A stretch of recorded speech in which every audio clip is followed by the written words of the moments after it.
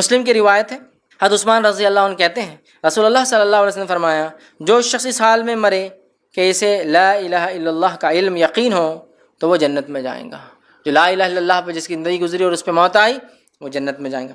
بخاری کی روایت ہے، ابو ہریرہ رضی اللہ عنہ فرماتے اور کہتے ہیں نبی اکرم صلی اللہ علیہ وسلم فرمایا کہا قیامت کے روز میری سفارش سے فیضیاب ہونے والے لوگ وہ ہیں جنہوں نے سچے دل سے اور جی اور جان سے لا الہ الا اللہ کا قرار کیا ہوں گا۔ روز قیامت شفاعت کبریٰ جو ہوں گی وہ لوگ وہی مستحق ہوں گے نبی اکرم صلی اللہ علیہ وسلم کی سفارش کے جنہوں نے سچے اور پکے دل سے اس پہ عمل کرتے ہوئے زندگی گزاری ہو لا الہ الا اللہ۔ ٹھیک، آگے بڑھتے ہیں۔ اسی طرح جو ہے لا الہ الا اللہ کو کثرت سے وظیفہ اللہ تعالیٰ کی قرب کا ذریعہ، کثرت سے پڑھنا، کوانٹیٹی میں پڑھنا ضروری نہیں ہے 50,000 70,000 1 لاکھ 2 لاکھ 1.25 لاکھ نہیں، کثرت سے پڑھنا، کتنے بار بھی جب چاہے پڑھنا، اس کو معمول بنا لینا، اس کی بڑی فضیلت، اللہ سے انسان قریب ہوتا ہے۔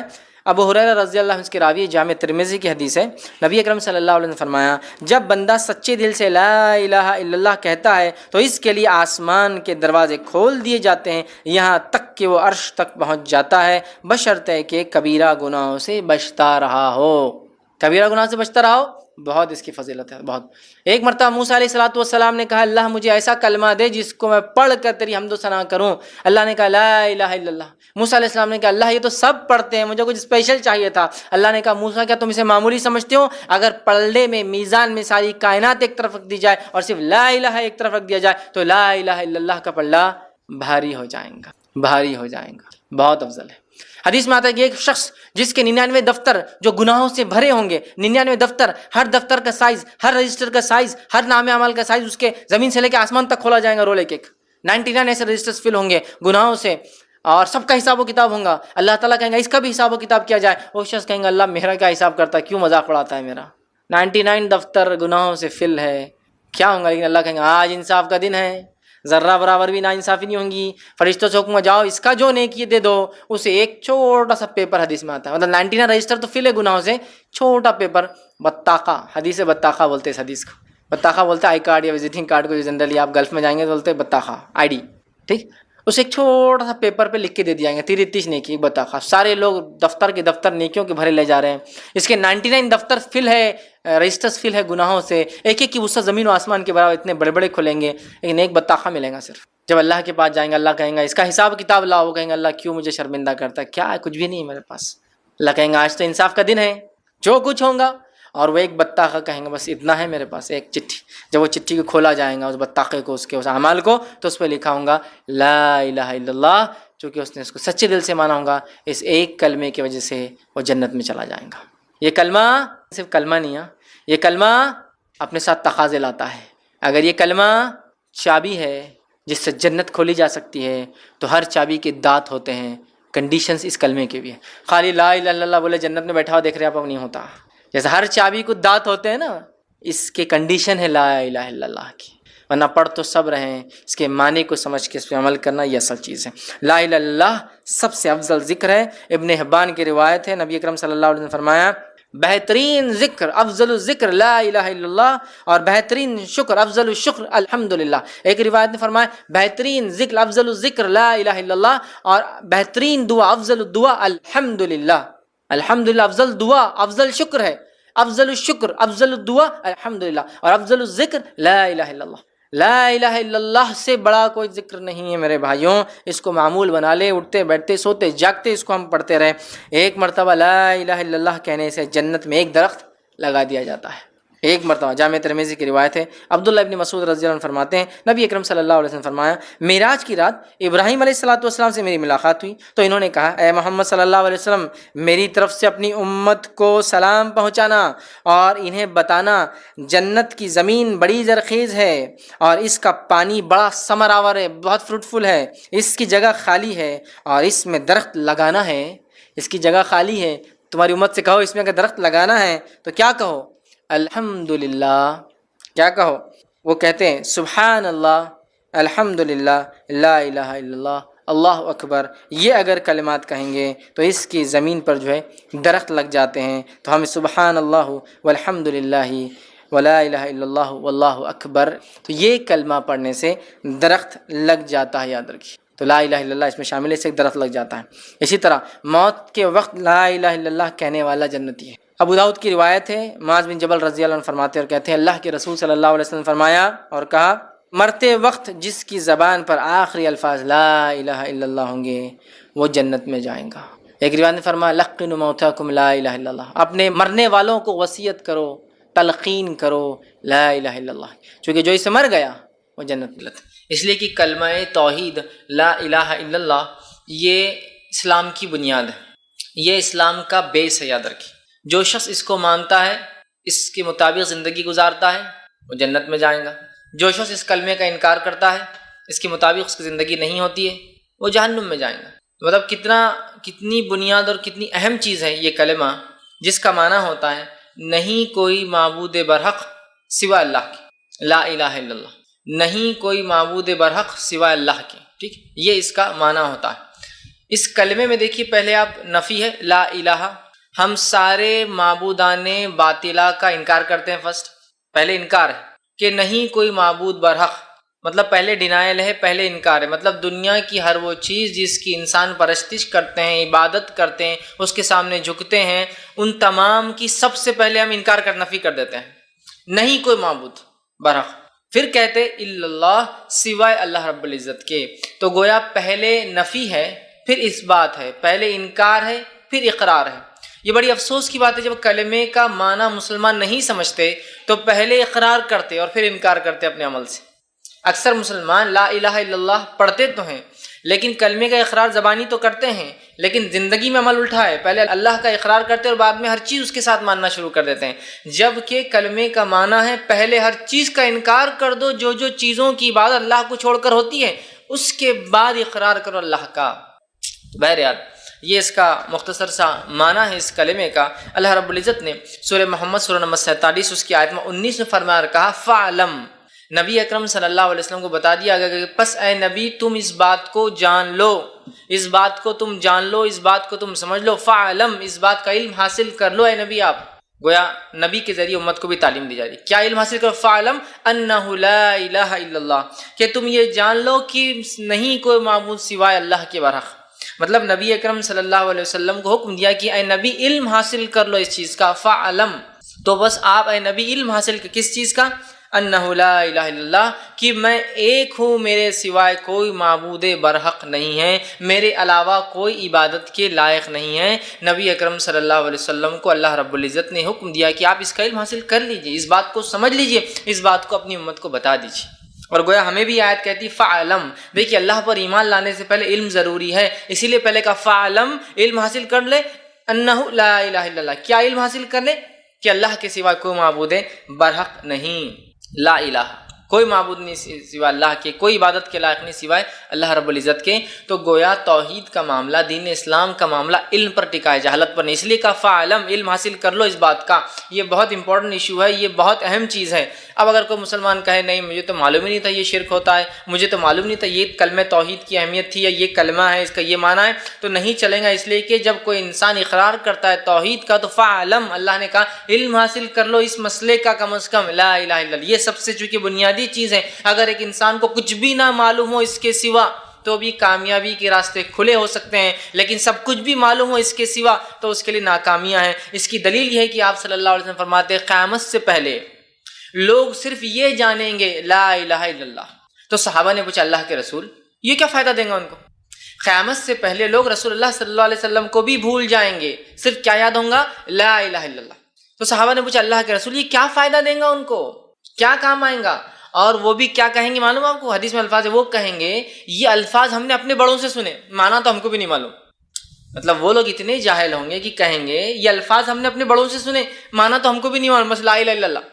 تو صحابہ نے کہا اللہ کے رسول وہ کیا فائدہ دیں گا ان کو اتنا؟ تو کہا وہ ان کے لیے نجات کا ذریعہ بن جائیں گا۔ اس لیے میں نے کہا صرف لا الہ الا اللہ کا علم ہو تو آخرت کامیاب ہو سکتی ہے، کامیابی کے دروازے کھلے ہو سکتے ہیں۔ ہاں اس کا ہرگز مطلب نہیں کہ انسان جو اپنے گناہوں کی وجہ سے جہنم میں نہیں جائیں گا، لیکن نجات کبھی نہ کبھی تو ہوں گی۔ لیکن جس کو یہ نہ پتا ہو اور باقی سب پتا ہو تو اس کے لیے ناکامی ہی ناکامی ہے، یاد رکھیے۔ ہاں عذاب ہلکا ہو سکتا ہے لیکن اس کے لیے کامیابی نہیں، اور کامیابی سے مراد میں آخرت کی کہہ رہا ہوں، دنیا کی نہیں۔ دنیا میں تو ہو سکتا ہے دین چھوڑ کے آدمی بہت کامیاب کہلوائے یا کہا جانے لگے یا لوگ پہچانے، لیکن ہم آخرت کی بات کر رہے ہیں۔ تو اگر لا الہ الا اللہ کا بھی علم ہو جائے تو وہ کامیاب ہو سکتا ہے صرف، لیکن اگر یہ علم نہ ہو اور باقی سب بھی ہو تو انسان ناکام ہو جاتا ہے۔ یہ بات بہت اہم ہے اور اس کلمے کو ہم کو یقینی طور سے سمجھنا ہے۔ یہ کلمہ دین اسلام کی روح ہے، یاد رکھیے۔ اب آپ کہیں گے محمد رسول اللہ میں نے کیوں غائب کر دیا اس میں سے؟ میرا عنوان چونکہ ایک وسیع ہے، میں آدم علیہ السلام سے لے کر آسمان تک آ رہا ہوں، ہر دور میں انبیاء کے نام بدلتے رہے، کلمے کی شروعات وہی لا الہ الا اللہ۔ آدم نے بھی لا الہ الا اللہ کہا، نوح نے بھی لا الہ الا اللہ کہا، صالح نے بھی لا الہ الا اللہ کہا، ہود علیہ السلام نے بھی لا الہ الا اللہ کہا۔ تمام انبیاء علیہ السلام جتنے آئے سب کی دعوت لا الہ الا اللہ ہی تھی۔ اس کے بعد وقت اور زمانے کے نبی کے اعتبار سے، وہ نبوت کے اعتبار سے موسیٰ رسول اللہ تھے، کبھی ابراہیم رسول اللہ تھے، کبھی نوح رسول اللہ تھے، کبھی صالح رسول اللہ تھے، کبھی ہود رسول اللہ تھے، وہ بدلتا رہا، لیکن اصل جو چیز رہی جو اہم ہے وہ ہے لا الہ الا اللہ۔ اور چونکہ ہم آخری نبی کی امتی ہے تو ہمارے لیے محمد رسول اللہ اس میں اضافہ ہوتا ہے، ورنہ یہ جملہ لا الہ الا اللہ، یہ کلمہ توحید، یہ شروع آدم علیہ السلام سے یہی رہا محمد صلی اللہ علیہ وسلم تک۔ اسی لیے ہم کلمہ توحید میں صرف اتنا جملہ لائے، ورنہ آپ کہیں گے محمد رسول اللہ کیوں غائب کر دیا؟ چونکہ ہم جب دوسرے انبیاء کی بات کریں گے تو پھر وہاں محمد رسول اللہ کی بات نہیں آئیں گی صلی اللہ علیہ وسلم۔ تو اصل کلمہ جو اہم ہے وہ ہے کلمہ توحید، وہ ہے لا الہ الا اللہ۔ کلمہ طیبہ، اس کی فضیلت لا الہ الا اللہ کی کیا ہے، آج میں کچھ باتیں آپ کے سامنے رکھنے کی جو ہے بہرحال کوشش کروں گا۔ اور یہ اتنی اہم چیز ہے کہ اللہ رب العزت نے جب آدم علیہ السلام کو بنایا اور انسانوں کو دنیا میں بھیجنا چاہا تو ان انسانوں کو جو پہلی تعلیم اللہ رب العزت نے دی وہ تعلیم بھی کیا تھی؟ لا الہ الا اللہ۔ آپ کہیں گے تعلیم کب ملی ہم کو؟ آئیے اس واقعے کو ہم یاد کرتے ہیں جس کو عہد الست کے نام سے ہم پہچانتے ہیں۔ اللہ رب العزت فرماتا ہے سورہ اعراف سورہ نمبر 7 اس کی آیت نمبر 172 میں اللہ فرماتا ہے، اس کو عہد الست کہتے ہیں۔ ایک وعدہ تھا جو ہم نے اللہ سے کیا تھا اور وہ عالم ارواح، مطلب ہم حقیقی اس میں نہیں تھے، روح کے شکل میں تھے۔ یہ کب ہوا؟ آئیے سورہ اعراف میں اللہ رب العزت فرماتا اور کہتا ہے وَإِذْ أَخَذَ رَبُّكَ مِن بَنِي آدَمَ مِن ظُهُورِهِمْ ذُرِّيَّتَهُمْ وَأَشْهَدَهُمْ عَلَىٰ أَنفُسِهِمْ أَلَسْتُ بِرَبِّكُمْ قَالُوا بَلَىٰ شَهِدْنَا۔ اللہ رب العزت فرماتا اور کہتا ہے وَإِذْ أَخَذَ رَبُّكَ، اور تم یاد کرو جب تمہارے رب نے نکالا آدم کی پشت تھے اس کی پوری ذریت جو دنیا میں آنے والی ہے۔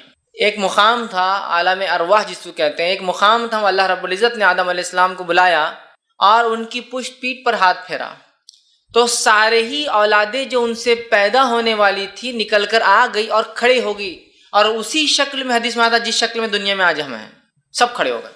پورے لوگ انسان جو آدم علیہ السلام سے پیدا ہونے والے تھے، آدم علیہ السلام کے بعد سے لے کر آخری بچہ جو دنیا میں آنے والا ہے، سب کو اللہ نے نکالا، ذریتہم، ساروں کو نکالا ان کی پیٹھ سے، اور کہا وَأَشْهَدَهُمْ، اور پھر ان سے گواہی دلائی اور ان سے پوچھا عَلَىٰ أَنفُسِهِمْ، تاکہ وہ گواہ رہے اپنی نفسوں پر روز قیامت، خود سیلف وٹنس بنے اپنے آپ پر۔ کیا پوچھا ان سے؟ أَلَسْتُ بِرَبِّكُمْ، کیا میں تمہارا رب نہیں ہوں؟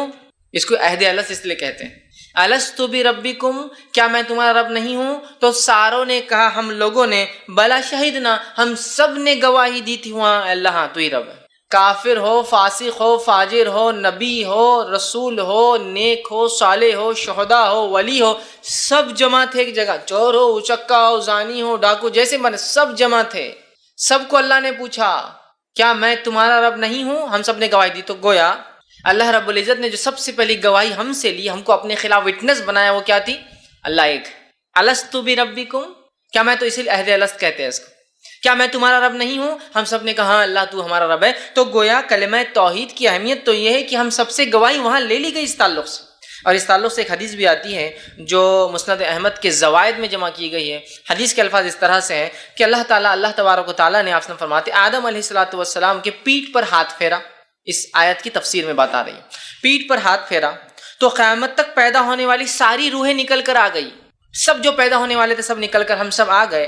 تو ان کی الگ الگ جماعتیں جو ہے متفرق کر دی گئی، انبیاء کی جماعت، کافروں کی جماعت، شہداء کی جماعت، ولیوں کی جماعت، صالحین کی جماعت، اللہ نے سب کو الگ کر دیا، اور مسلمان کافر سب کو، نیکوکار بدکار سب کو الگ الگ کر دیا۔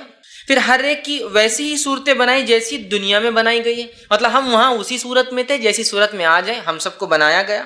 اس کے بعد آپ فرماتے ہیں اور جیسی دنیا میں بنائی جو ہے منظور تھی، پھر ہر ایک کو بولنے کی قوت عطا کی اور ہر ایک کو بولنے کی قوت دی کہ تم بولو۔ اس کے بعد اللہ نے سوال کیا الست بربکم، کیا میں تمہارا رب نہیں ہوں؟ تو پھر آپ فرماتے ہیں کیا میں تمہارا رب نہیں ہوں؟ سب نے کہا آپ ہمارے رب، وہ مالک، وہ مختار ہیں۔ اللہ تعالیٰ نے فرمایا ساتوں آسمانوں، ساتوں زمینوں اور تمہارے باپ آدم کو تم پر گواہ بناتا ہوں۔ ساتوں آسمان اور ساتوں زمین اور آدم علیہ السلام، تم تین لوگ ان پر گواہ رہنا کہ ان سب نے کہا کہ میں ان کا رب ہوں۔ تو یہ سب گواہ بن گئے، زمین بن گئی، آسمان بن گئے اور آدم علیہ السلام بن گئے۔ تو آپ نے کہا باپ کو تم پر گواہ بناتا ہوں کہ تم نے میری ربوبیت کا اقرار کر لیا ہے۔ ایسا نہ ہو کہ تم کہنے لگو ہمیں خبر ہی نہ تھی، ایسا نہ ہو کہ تم دنیا میں جاؤ اور آ کر پھر مجھ سے کہو کہ ہم کو تو معلوم ہی نہیں ہوا، اور پھر فرمایا اللہ رب العزت خبر نہ تھی کہ ہم نے اس سے ناواقف تھے۔ اعلموا انہ لا الہ غیری، تو اس کے بعد آپ فرماتے ہیں یقیناً تم جان لو کہ میرے علاوہ کوئی تمہارا عبادت کا مستحق نہیں ہے۔ اللہ نے ان سے یہ کہا کہ ایسا نہ ہو دنیا میں جاؤ منمانی کرو، جی کراؤ، پھر مرنے کے بعد اٹھائے جاؤ گے تو کہو اللہ ہم کو تو پتہ ہی نہیں تھا تو رب ہے۔ تو لہٰذا ان سے گواہی لی اور انہیں کہا کہ علمو تم جان لو اس بات کو کہ میں ہی صرف تمہارا رب ہوں۔ ہم سب نے روز عالم ارواح میں دنیا میں آنے سے پہلے گواہی دی اللہ تو ہمارا رب ہے۔ پھر آپ فرماتے ہیں میری عبادت کے علاوہ تمہاری اللہ نے فرمایا علاوہ کوئی عبادت کا مستحق نہیں، اور نہ میرے علاوہ کوئی رب ہے، میرے ساتھ کسی کو بھی شریک نہ کرنا۔ اس قول و قرار کے یاد دلانے کے لیے میں تمہارے پاس انبیاء اور رسول بھی بھیجوں گا۔ یہ عہد الست چونکہ ہم عالم ارواح میں ہم نے کہا، ہماری روحوں کو یہ گواہی یاد ہے لیکن ہمارے ذہن بھول چکے ہیں، تو اللہ رب العزت نے فرمایا کہ میں تمہارے جانے کے بعد پھر ریمائنڈر کے لیے ایک نبیوں کو بھیجوں گا، رسولوں کو بھیجوں گا، کتابیں بھی اتاروں گا تاکہ یہ میسج وقتاً فوقتاً، یہ پیغام وقتاً فوقتاً لا الہ الا اللہ کا ریپیٹ ہوتا رہے تم انسانوں کے سامنے۔ تو میں جو ہے کتابیں اتاروں گا، اور سب نے اس کا قرار کیا اور کہا، ہم سب نے کہا تھا وہاں اللہ کے رسول فرماتے ہیں لا الہ لنا غیرک، اے اللہ ہمارے لیے تیرے سوائے کوئی معبود نہیں ہے۔ اللہ نے سوال کیا، ہم نے جواب دیا، اللہ نے کہا میرے علاوہ کوئی معبود نہیں، ہم نے کہا ہاں اللہ تیرے علاوہ کوئی معبود برحق نہیں، ٹھیک ہے، عبادت کا کوئی مستحق نہیں ہے۔ اور یہ مسند احمد کے زوائد میں یہ روایت آتی ہے کہ ہم سب نے وہاں گواہی دی تھی، لیکن دنیا میں آنے کے بعد ہم لوگ جو ہے اس چیز کو بھول گئے، یاد رکھیے۔ تو یہ بڑی اہم بات ہے، یاد رکھیے۔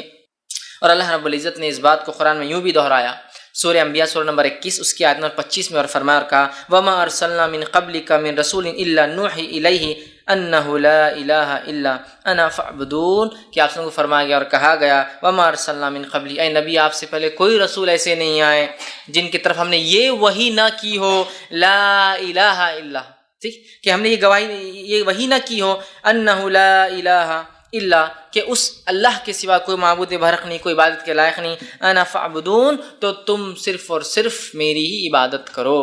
یہ پیغام دے کے پھر انبیاء اور رسول جو ہے آتے رہے، اور ساروں کا پیغام یہی تھا لا الہ الا اللہ۔ اب لا الہ الا اللہ تو یہ ایک چیز تھی جو کبھی نہیں بدلی، انبیاءوں کے اعتبار سے کلمے کا دوسرا حصہ پارٹ بدلتے رہا، جیسے آج ہم جو پڑھتے ہیں لا الہ الا اللہ محمد رسول اللہ، تو ہر زمانے میں لا الہ الا اللہ آدم رسول اللہ ہوئے ہوں گے، نوح رسول اللہ ہوئے ہوں گے، صالح رسول اللہ، ہود رسول اللہ ہے نا، ابراہیم رسول اللہ، اسماعیل رسول اللہ، اور اسحاق رسول اللہ، اور یعقوب رسول اللہ، اور یوسف، اور یہ بدلتا رہوں گا، لیکن لا الہ الا اللہ یہ پیغام سارے انبیاءوں کا ایک ہی تھا، لا الہ الا اللہ۔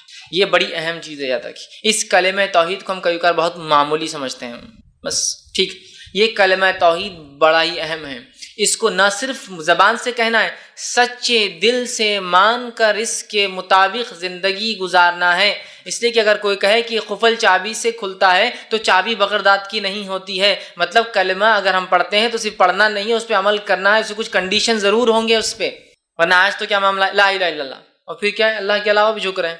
یقیناً میرا عنوان آج شرک نہیں ہے، ورنہ آپ کو اگر شرک سننا ہے تو کیا یہ بھی شرک ہے، میں نے اس پہ بہت تفصیلی گفتگو کی تھی، شرک کیا ہے اور کیا یہ بھی شرک ہے، آپ اس کو بہرحال دیکھ سکتے ہیں، عنوان جو ہے اپلوڈ بھی ہو چکا ہے یوٹیوب پر۔ بہرحال کلمے کا دوسرا حصہ، کلمے کا پہلا جز کامن رہا، برابر رہا، لا الہ الا اللہ ہر کسی کے دور میں، انبیاؤں کے اعتبار سے بہرحال دوسرا جملہ بہرحال بدلتا رہا ہے، ٹھیک۔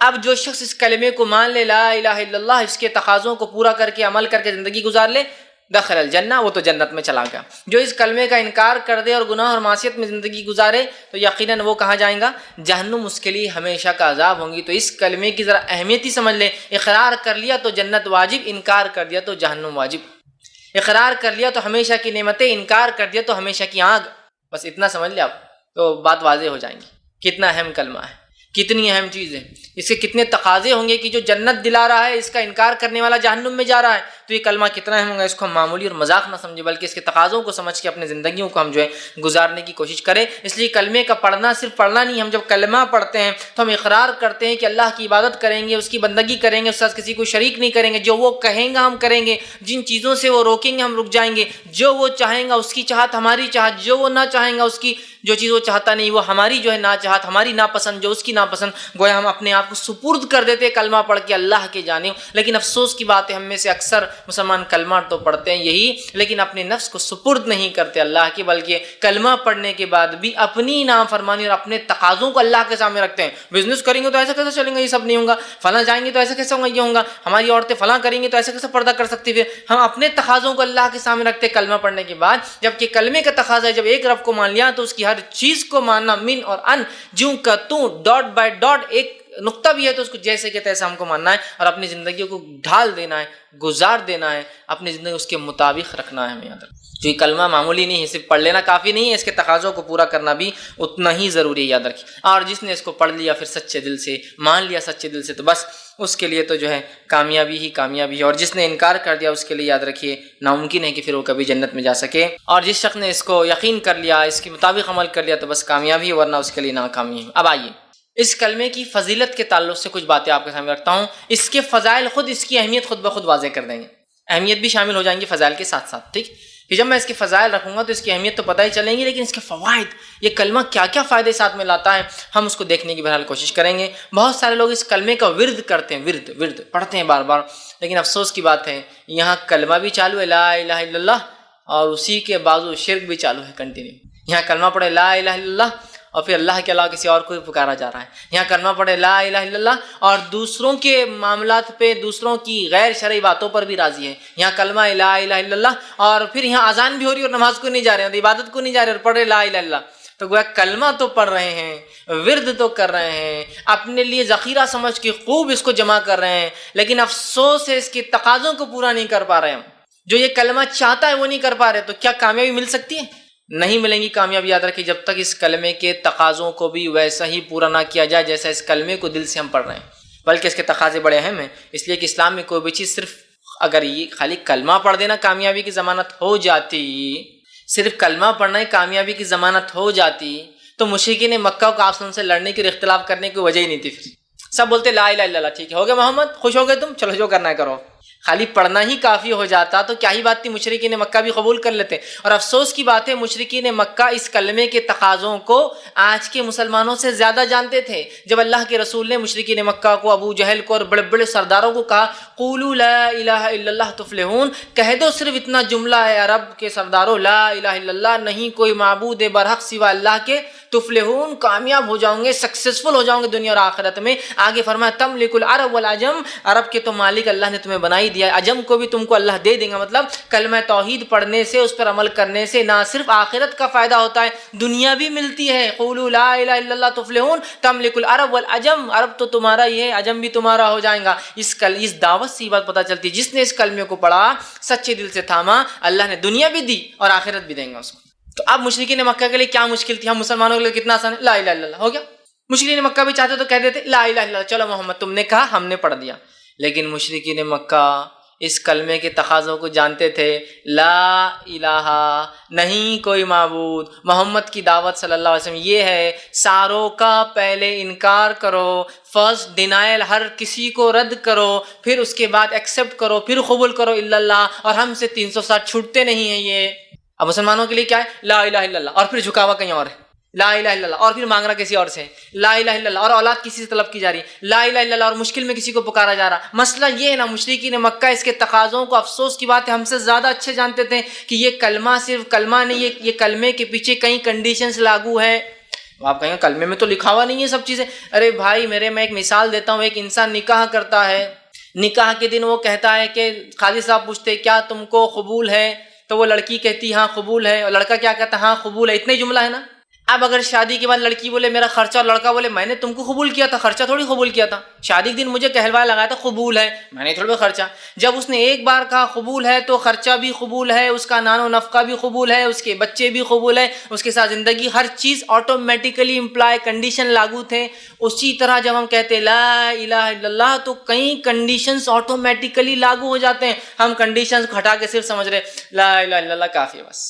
اگر میں کہوں ایک چابی سے تالا کھلتا ہے تو چابی بغیر دانت کی نہیں ہوتی، اس میں کچھ کنڈیشنز ہوتے ہیں. تو جب لا الہ الا اللہ کی بات کنڈیشن اپلائیڈ، تو مشرکین مکہ کو معلوم تھا کنڈیشن یہ سب کا انکار کرنا پڑے گا، آباء و اجداد کو چھوڑنا پڑے گا، جو تو ان کے طور طریقے کو، 360 معبودوں کو اور اپنی پوری خواہشات کو محمد کی لائے ہوئے شریعت کے مطابق ڈالنا ہوگا، جو ہم سے ہونے والا نہیں ہے، لہٰذا انکار. ہمارے لیے کتنا آسان ہے، لا الہ الا اللہ، اور منمانی کر رہا ہے. کلمے کا پڑھنے والا اللہ کے علاوہ کسی کے سامنے جھک رہا ہے، یہ بڑی سوچ کی بات ہے. تو مشرکین مکہ سمجھتے تھے. اب آئیے اس کلمے کی فضیلت کیا ہے. کلمہ طیبہ کی فضیلت جو ہے اس کی سب سے پہلے 1 2 3 4 ایسی گنتی میں رکھوں گا، اور انشاءاللہ آج ہم کم و بیش 17 فضیلت اس کے دیکھیں گے، 17. پہلی فضیلت کلمہ طیبہ کی اہمیت بھی شامل ہے، فضیلت لیکن زیادہ ہے. فضائل جاننے سے ہمیں جو ایک ابھار ملتا ہے، ایک اس چیز کی طرف لگاؤ بڑھتا ہے اور انسان ڈٹ کر وہ عمل کرتا ہے. آئیے پہلی فضیلت کیا ہے، جس کی موت اس کلمے پر ہو جائے وہ جنت میں جائیں گے. یہ پہلی فضیلت ہے اس کلمے کی، لا الہ الا اللہ کی فضیلت. سبحان اللہ، پہلی فضیلت یہ ہے جو یہ پڑھ لے جنت میں جانے والا ہے. بس پڑھ لے کا معنی پھر سمجھ رہے نا آپ، کنڈیشن اور اپلائیڈ. پڑھ لے مطلب اس کے تقاضوں کو پورا کرے، اس کے مطابق زندگی گزار لے، جنت میں جائیں گا. آئیے پہلی چیز، رسول اللہ صلی اللہ علیہ وسلم فرماتے ہیں، صحیح بخاری کی روایت آپ نے فرما اور کہا ما من عبد قال لا الہ الا اللہ، جب کوئی بندہ یا ایسا کوئی بندہ نہیں ہے جو یہ کہتا ہے لا الہ الا اللہ، نہیں کوئی معبود برحق سوا اللہ کے، آپ نے ثم مات علی ذالک، اور اسی پر اس کی موت آ جاتی ہے جو وہ کہہ رہا تھا کہ نہیں کوئی معبود سوا اللہ کے برحق سوا اللہ کے، ذالک الا دخل الجنہ، تو وہ سیدھا جنت میں چلا جائیں گا. نہیں کوئی ایسا بندہ اللہ کا جو یہ کہہ دے لا الہ الا اللہ، اس کے تقاضوں کو پورا اس زندگی گزار لے، وہ مرنے کے بعد سیدھا دخل الجنہ، جنت میں چلا جائے گا. جو اس کلمے کے مطابق زندگی گزارے اور اس کی موت اس کلمے پر ہو جائے وہ جنت میں جانے والا ہے. میں نہیں سمجھتا ہوں اس سے بڑی کوئی فضیلت اور کسی کلام کی ہو سکتی ہے کہ جس کلام کو انسان زندگی میں پڑھ لے اور اس کلام کے مطابق، اس کلمے کے مطابق، اس سینٹنس کے مطابق اس زندگی گزرے اور اس کلمے کے ساتھ وہ مر جائے، دنیا سے چلا جائے، دخل الجنہ، جنت میں وہ جانے والا ہے. کتنی اہم فضیلت ہے نا. جو اس کلمے کو پڑھ کے اس کے مطابق عمل کر لے تقاضوں پہ جنت میں جائیں گا. یہ بہت بڑی فضیلت ہے، یاد رکھیے. آئیے اسی طرح اس کلمے کی دوسری فضیلت جو آتی ہے وہ یہ ہے، یہ کلمہ نجات کا ذریعہ ہے، یہ کلمہ نجات کا ضامن ہے، یہ کلمہ سکسیس کی گارنٹی ہے. پہلا تو جنت میں جانے کا ہے، دوسرا سکسیس چاہیے، کامیابی چاہیے، کامیابی دنیا کی اور کامیابی آخرت کی، جس کو بھی چاہیے اسے یہ کلمہ پڑھنا، اس لیے کہ یہ کلمہ ضمانت ہے کامیابی کی، سکسیس کی.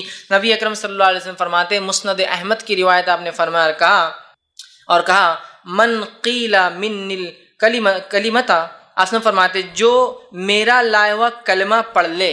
ٹھیک، اس کے پیچھے ایک پس منظر یہ آتا ہے کہ ابوبکر صدیق رضی اللہ عنہ نے ایک مرتبہ آپ صلی اللہ علیہ وسلم نے سوال کیا اور پوچھا، دریافت کیا، کوشچن کیا کہ اس دین میں نجات کا ذریعہ کیا ہے، اسلام میں نجات کا ذریعہ کیا ہے، مطلب کس چیز کو آپ یہ کہیں گے کہ یہ نجات کا ذریعہ ہے.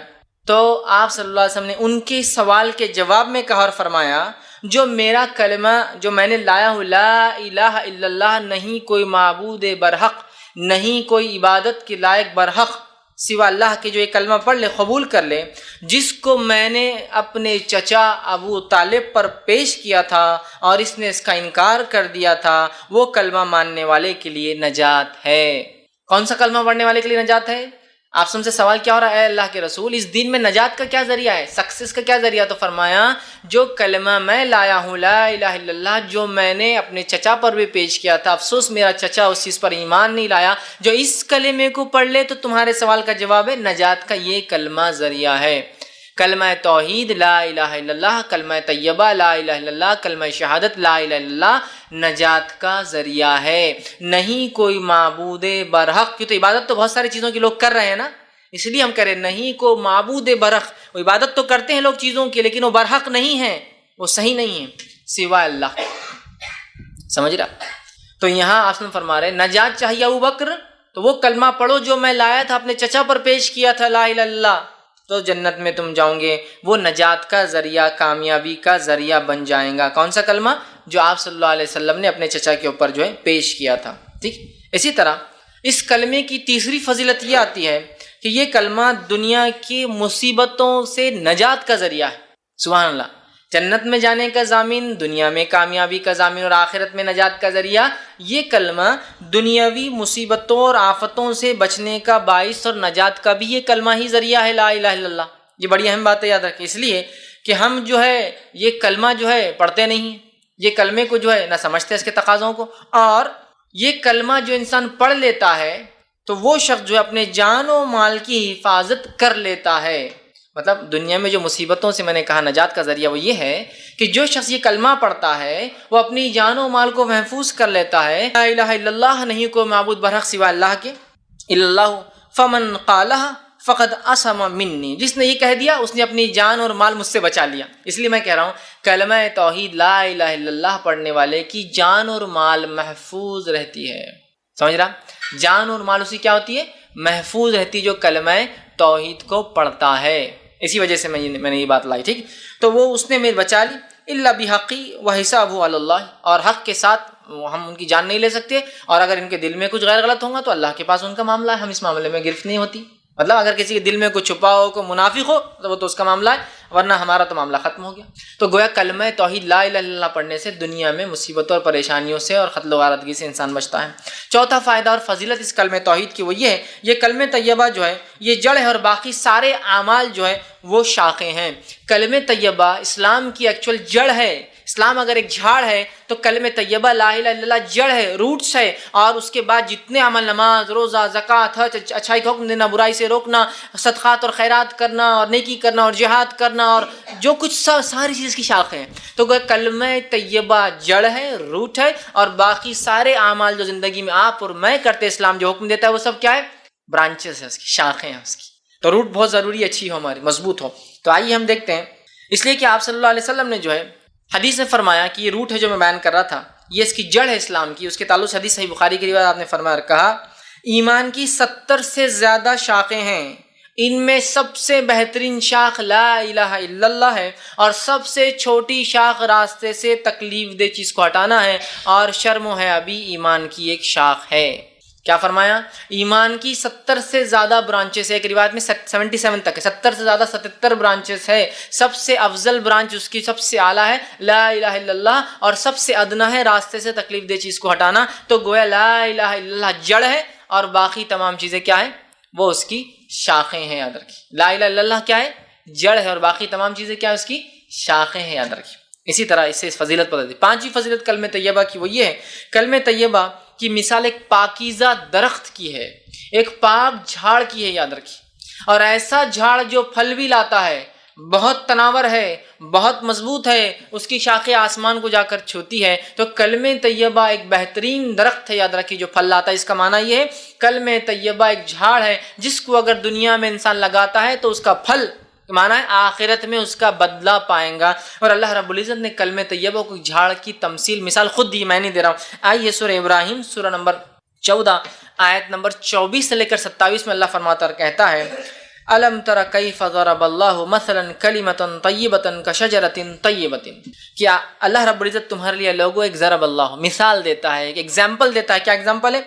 کہ ایگزامپل ہے مثلا کلمۃ طیبۃ کشجرۃ طیبۃ، کہ کلمہ طیبہ کی لا الہ الا اللہ کی مثال ہے جیسے کہ ایک پاکیزہ جھاڑ۔ مطلب اس کے اپیرنس سے بھی وہ خوبصورت دکھتا ہے۔ ایک کاٹے جھاڑ کو آپ پاکیزہ جھاڑ نہیں کہیں گے، ایک بدبو دار جھاڑ کو آپ پاکیزہ جھاڑ نہیں کہیں گے، ایک بدنما جھاڑ کو آپ پاکیزہ جھاڑ نہیں کہیں گے، ہے نا، ایک ہلکا زمین پہ بالکل ایک دم گرنے پہ ایسے جھاڑ کو آپ پاکیزہ نہیں کہیں گے۔ تو اللہ فرما رہا ہے الم تر کیف، اللہ تمہارے لیے لوگوں کیسی مثال دے رہا ہے، سنو، ضرب اللہ مثلا کلمۃ، تمہارے لیے مثال ہے کلمہ طیبہ کی، کشجرۃ طیبۃ، ایک پاکیزہ جھاڑ کی ہے، اصلها ثابت وفروها فی السماء، جس کی زمین میں جڑیں دھسی ہوئی ہے، مضبوطی سے گڑی ہے، اور جس کی شاخیں فروہا فی السماء، آسمان کو چھوتی جائے گی۔ سبحان اللہ، کیا جھاڑ ہے! جو لوگ کاشتکاری کرتے ہیں ایسے جھاڑ کو دیکھ کر کتنی خوشی ہوتی ہے نا کسی بھی انسان کو۔ کاشتکاری نہیں بھی کرتے ہیں، آپ راستے سے جا رہے ہو، ایک بڑا جھاڑ دکھتا ہے، بہت جڑیں اور خوب اونچی شاخیں، تو آپ بھی 2 منٹ گاڑی روک کے بولتے ہیں کیا بہترین جھاڑ ہے، تو کہا کلمہ طیبہ ایک ایسا پاکیزہ جھاڑ ہے جس کی جڑیں مضبوط ہے، جس کی شاخیں آسمان کو فروہ فی السماء تؤتی اکلھا کل حین باذن ربھا، اور اپنے رب کے حکم سے ہر موسم میں ہر بار پھل بھی لاتا ہے۔ ایک بہت بڑا جھاڑ بغیر پھل کی ہو تو کیا فائدے کا؟ آپ خود بولتے ہیں کھیت کا بہت حصہ ویسٹ کرا، اٹھا کے پھینک ڈالو۔ تو کلمہ طیبہ ایک پاکیزہ جھاڑ ہے، جڑیں مضبوط، شاخیں آسمان کو چھوتی ہے، اور اپنے رب کے حکم سے ہر بار ہر موسم میں پھل لاتا ہے، کنٹینیوسلی فروٹ دینے والا جھاڑ ہے، کبھی بھی جاؤ اور آپ کو پھل مل جائیں گا۔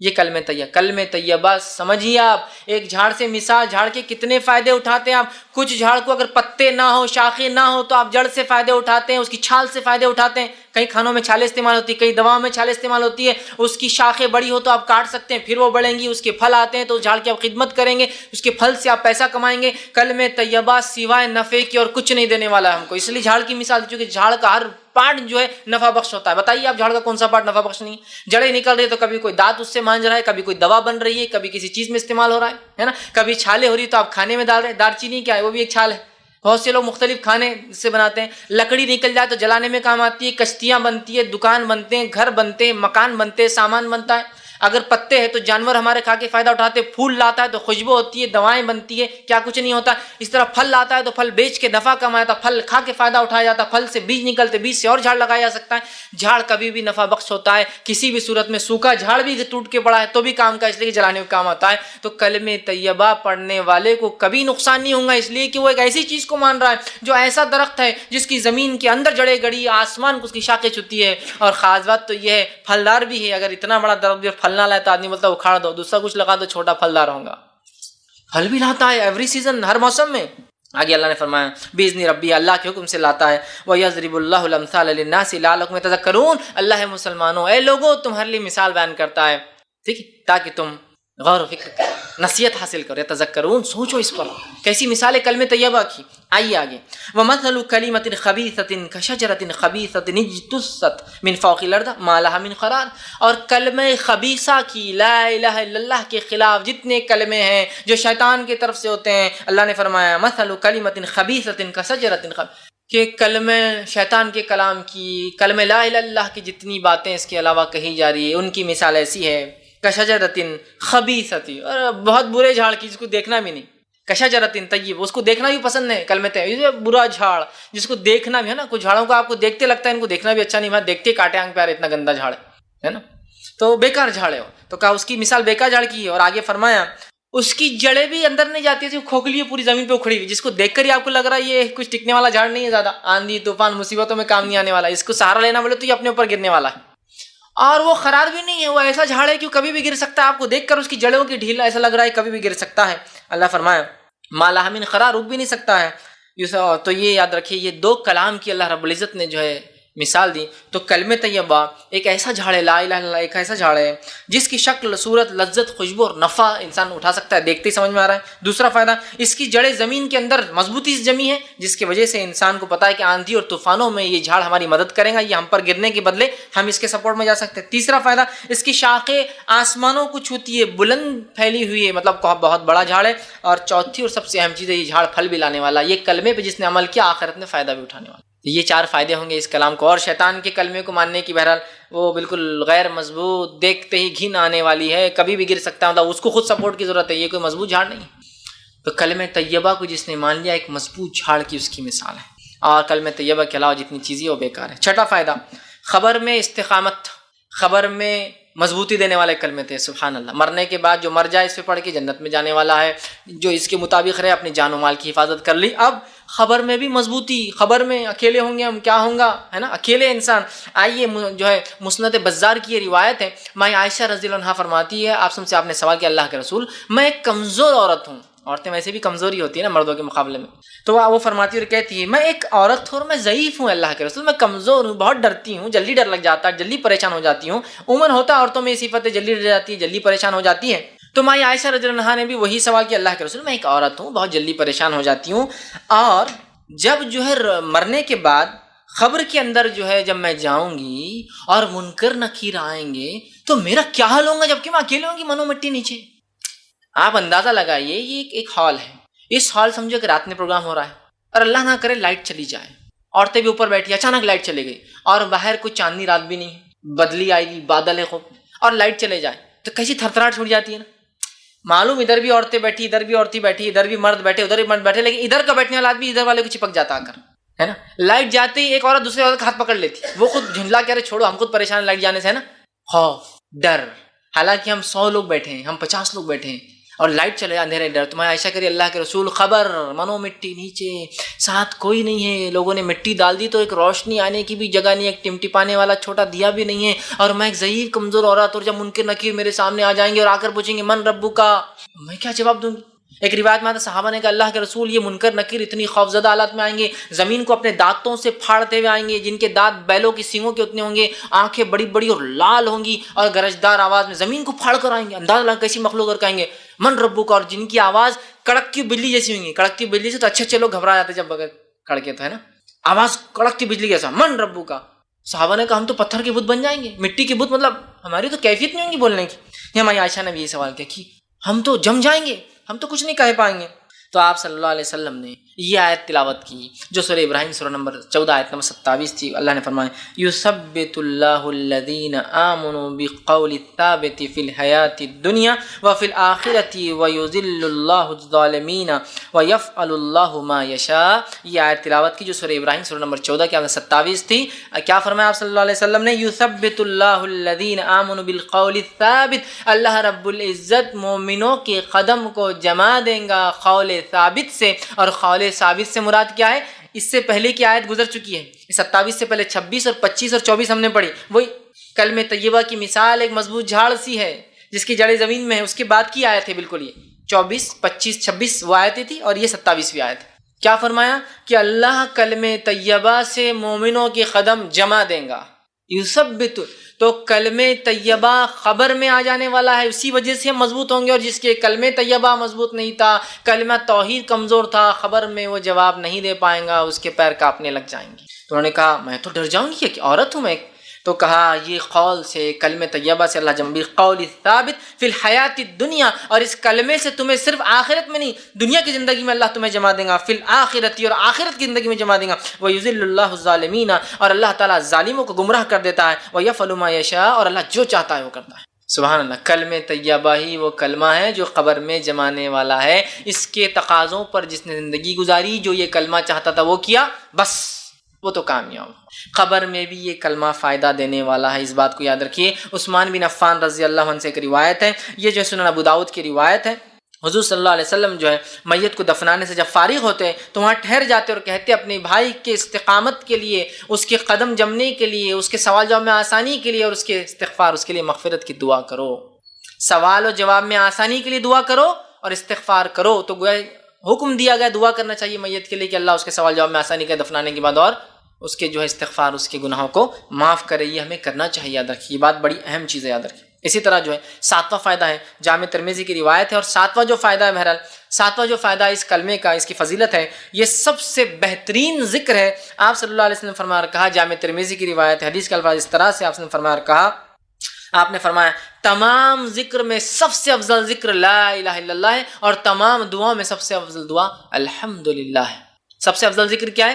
لا الہ الا اللہ. اس سے افضل کوئی ذکر نہیں، کوئی ذکر نہیں، یاد رکھ لیجیے. لا الہ الا اللہ سب سے افضل ذکر ہے. ہم اپنی زندگی کا معمول بنا دیں، لا الہ الا اللہ، لا الہ الا اللہ، اٹھتے بیٹھتے سوتے جاگتے کھاتے پیتے آتے جاتے، بس ایک ورد لگا رہے زبان پہ، لا الہ الا اللہ، لا الہ الا اللہ، لا الہ الا اللہ. سب سے بہترین ذکر لا الہ الا اللہ، سب سے بہترین دعا الحمدللہ. یہ اس کا 7واں فضائل تھے. 8ویں فضیلت اس کلمے کی اور کلام کی، کلمہ طیبہ جو شخص پڑھے گا روز قیامت نبی اکرم صلی اللہ علیہ وسلم کی شفاعت کا مستحق ہوں گا. پڑھیں گا سے مراد اس کے تقاضوں کے ساتھ عمل کر کے دنیا سے گیا ہو، اسی پر قائم تھا، تو آپ شفاعت سفارش کریں گے. صحیح بخاری کی روایت ہے، آپ صلی اللہ علیہ وسلم فرمایا کہا، جو اس کلمے کو سچے دل سے پڑھیں گا رسول اللہ صلی اللہ علیہ وسلم کی شفاعت حاصل ہوں گی. آپ فرماتے اسعد الناس بشفاعتی یوم القیامت من قال لا الہ الا اللہ خالصا من قلبہ ونفسہ. جس شخص نے میری شفاعت کا مستحق روز قیامت وہ انسان بنے گا، وہ سعادت مند انسان ہوگا جس نے سچے دل سے اپنے نفس میں ہی صحیح یہ کہا ہوگا لا الہ الا اللہ، میری شفاعت ہوگی. نبی اکرم صلی اللہ علیہ وسلم ایسے شخص کی شفاعت سفارش گزارش کریں گے اللہ کے سامنے جس نے کیا پڑھا ہوگا، لا الہ الا اللہ. آسم کی شفاعت کے لیے لوگ ترس رہے ہیں، شفاعت کبریٰ ہے یہ، تو پھر اس کے لیے کلمے کو پڑھنا ہے اور کلمے کے تقاضوں کو پورا کر کے دنیا سے جانا ہے. ہمیں یاد رکھیے، اللہ تعالیٰ اس کی ہمیں توفیق عطا فرمائے. نوواں فضیلت، 9 اس کی فضیلت اس کلمے کی کیا ہے؟ کلمہ طیبہ پڑھنے والا، اس کے عمل کرنے والا دوزخ میں نہیں جائیں گا. کلمہ طیبہ پڑھنے والا، اس پر عمل کرنے والا جہنم میں داخل نہیں ہوں گا. ابو یعلیٰ کی یہ روایت ہے. ابو ہریرہ رضی اللہ عنہ فرماتے ہیں اور کہتے ہیں رسول اللہ صلی اللہ علیہ وسلم فرمایا کہا تم کثرت سے کلمہ طیبہ پاکیزہ کلام کو پڑھا کرو. وہ کیا ہے؟ لا الہ الا اللہ کو پڑھو، کہتے رہو، اس سے پہلے کہ تمہارے پاس اس کلمے اور طیبہ کے درمیان گیپ آ جائے، خلا آ جائے، مطلب موت آ جائے. کلمہ طیبہ کو خوب پڑھتے رہو اس سے پہلے کہ تم اور یہ الگ ہو جائے، مطلب موت آ جائے تمہارے اندر اور اس کے درمیان حائل ہو جائے، یعنی موت آنے سے پہلے اس کو کثرت سے پڑھو. اور جو موت کے وقت اس کلام کو پڑھتا ہے، آگے حدیث کے الفاظ ہیں، جو موت کے وقت اس کلام کو پڑھتا ہوا مر جائے انشاءاللہ جنت میں جائیں گا. اسی لیے میں نے کہا جہنم سے، دوزخ سے اس کی نجات ہے جس نے کلمہ طیبہ پڑھا.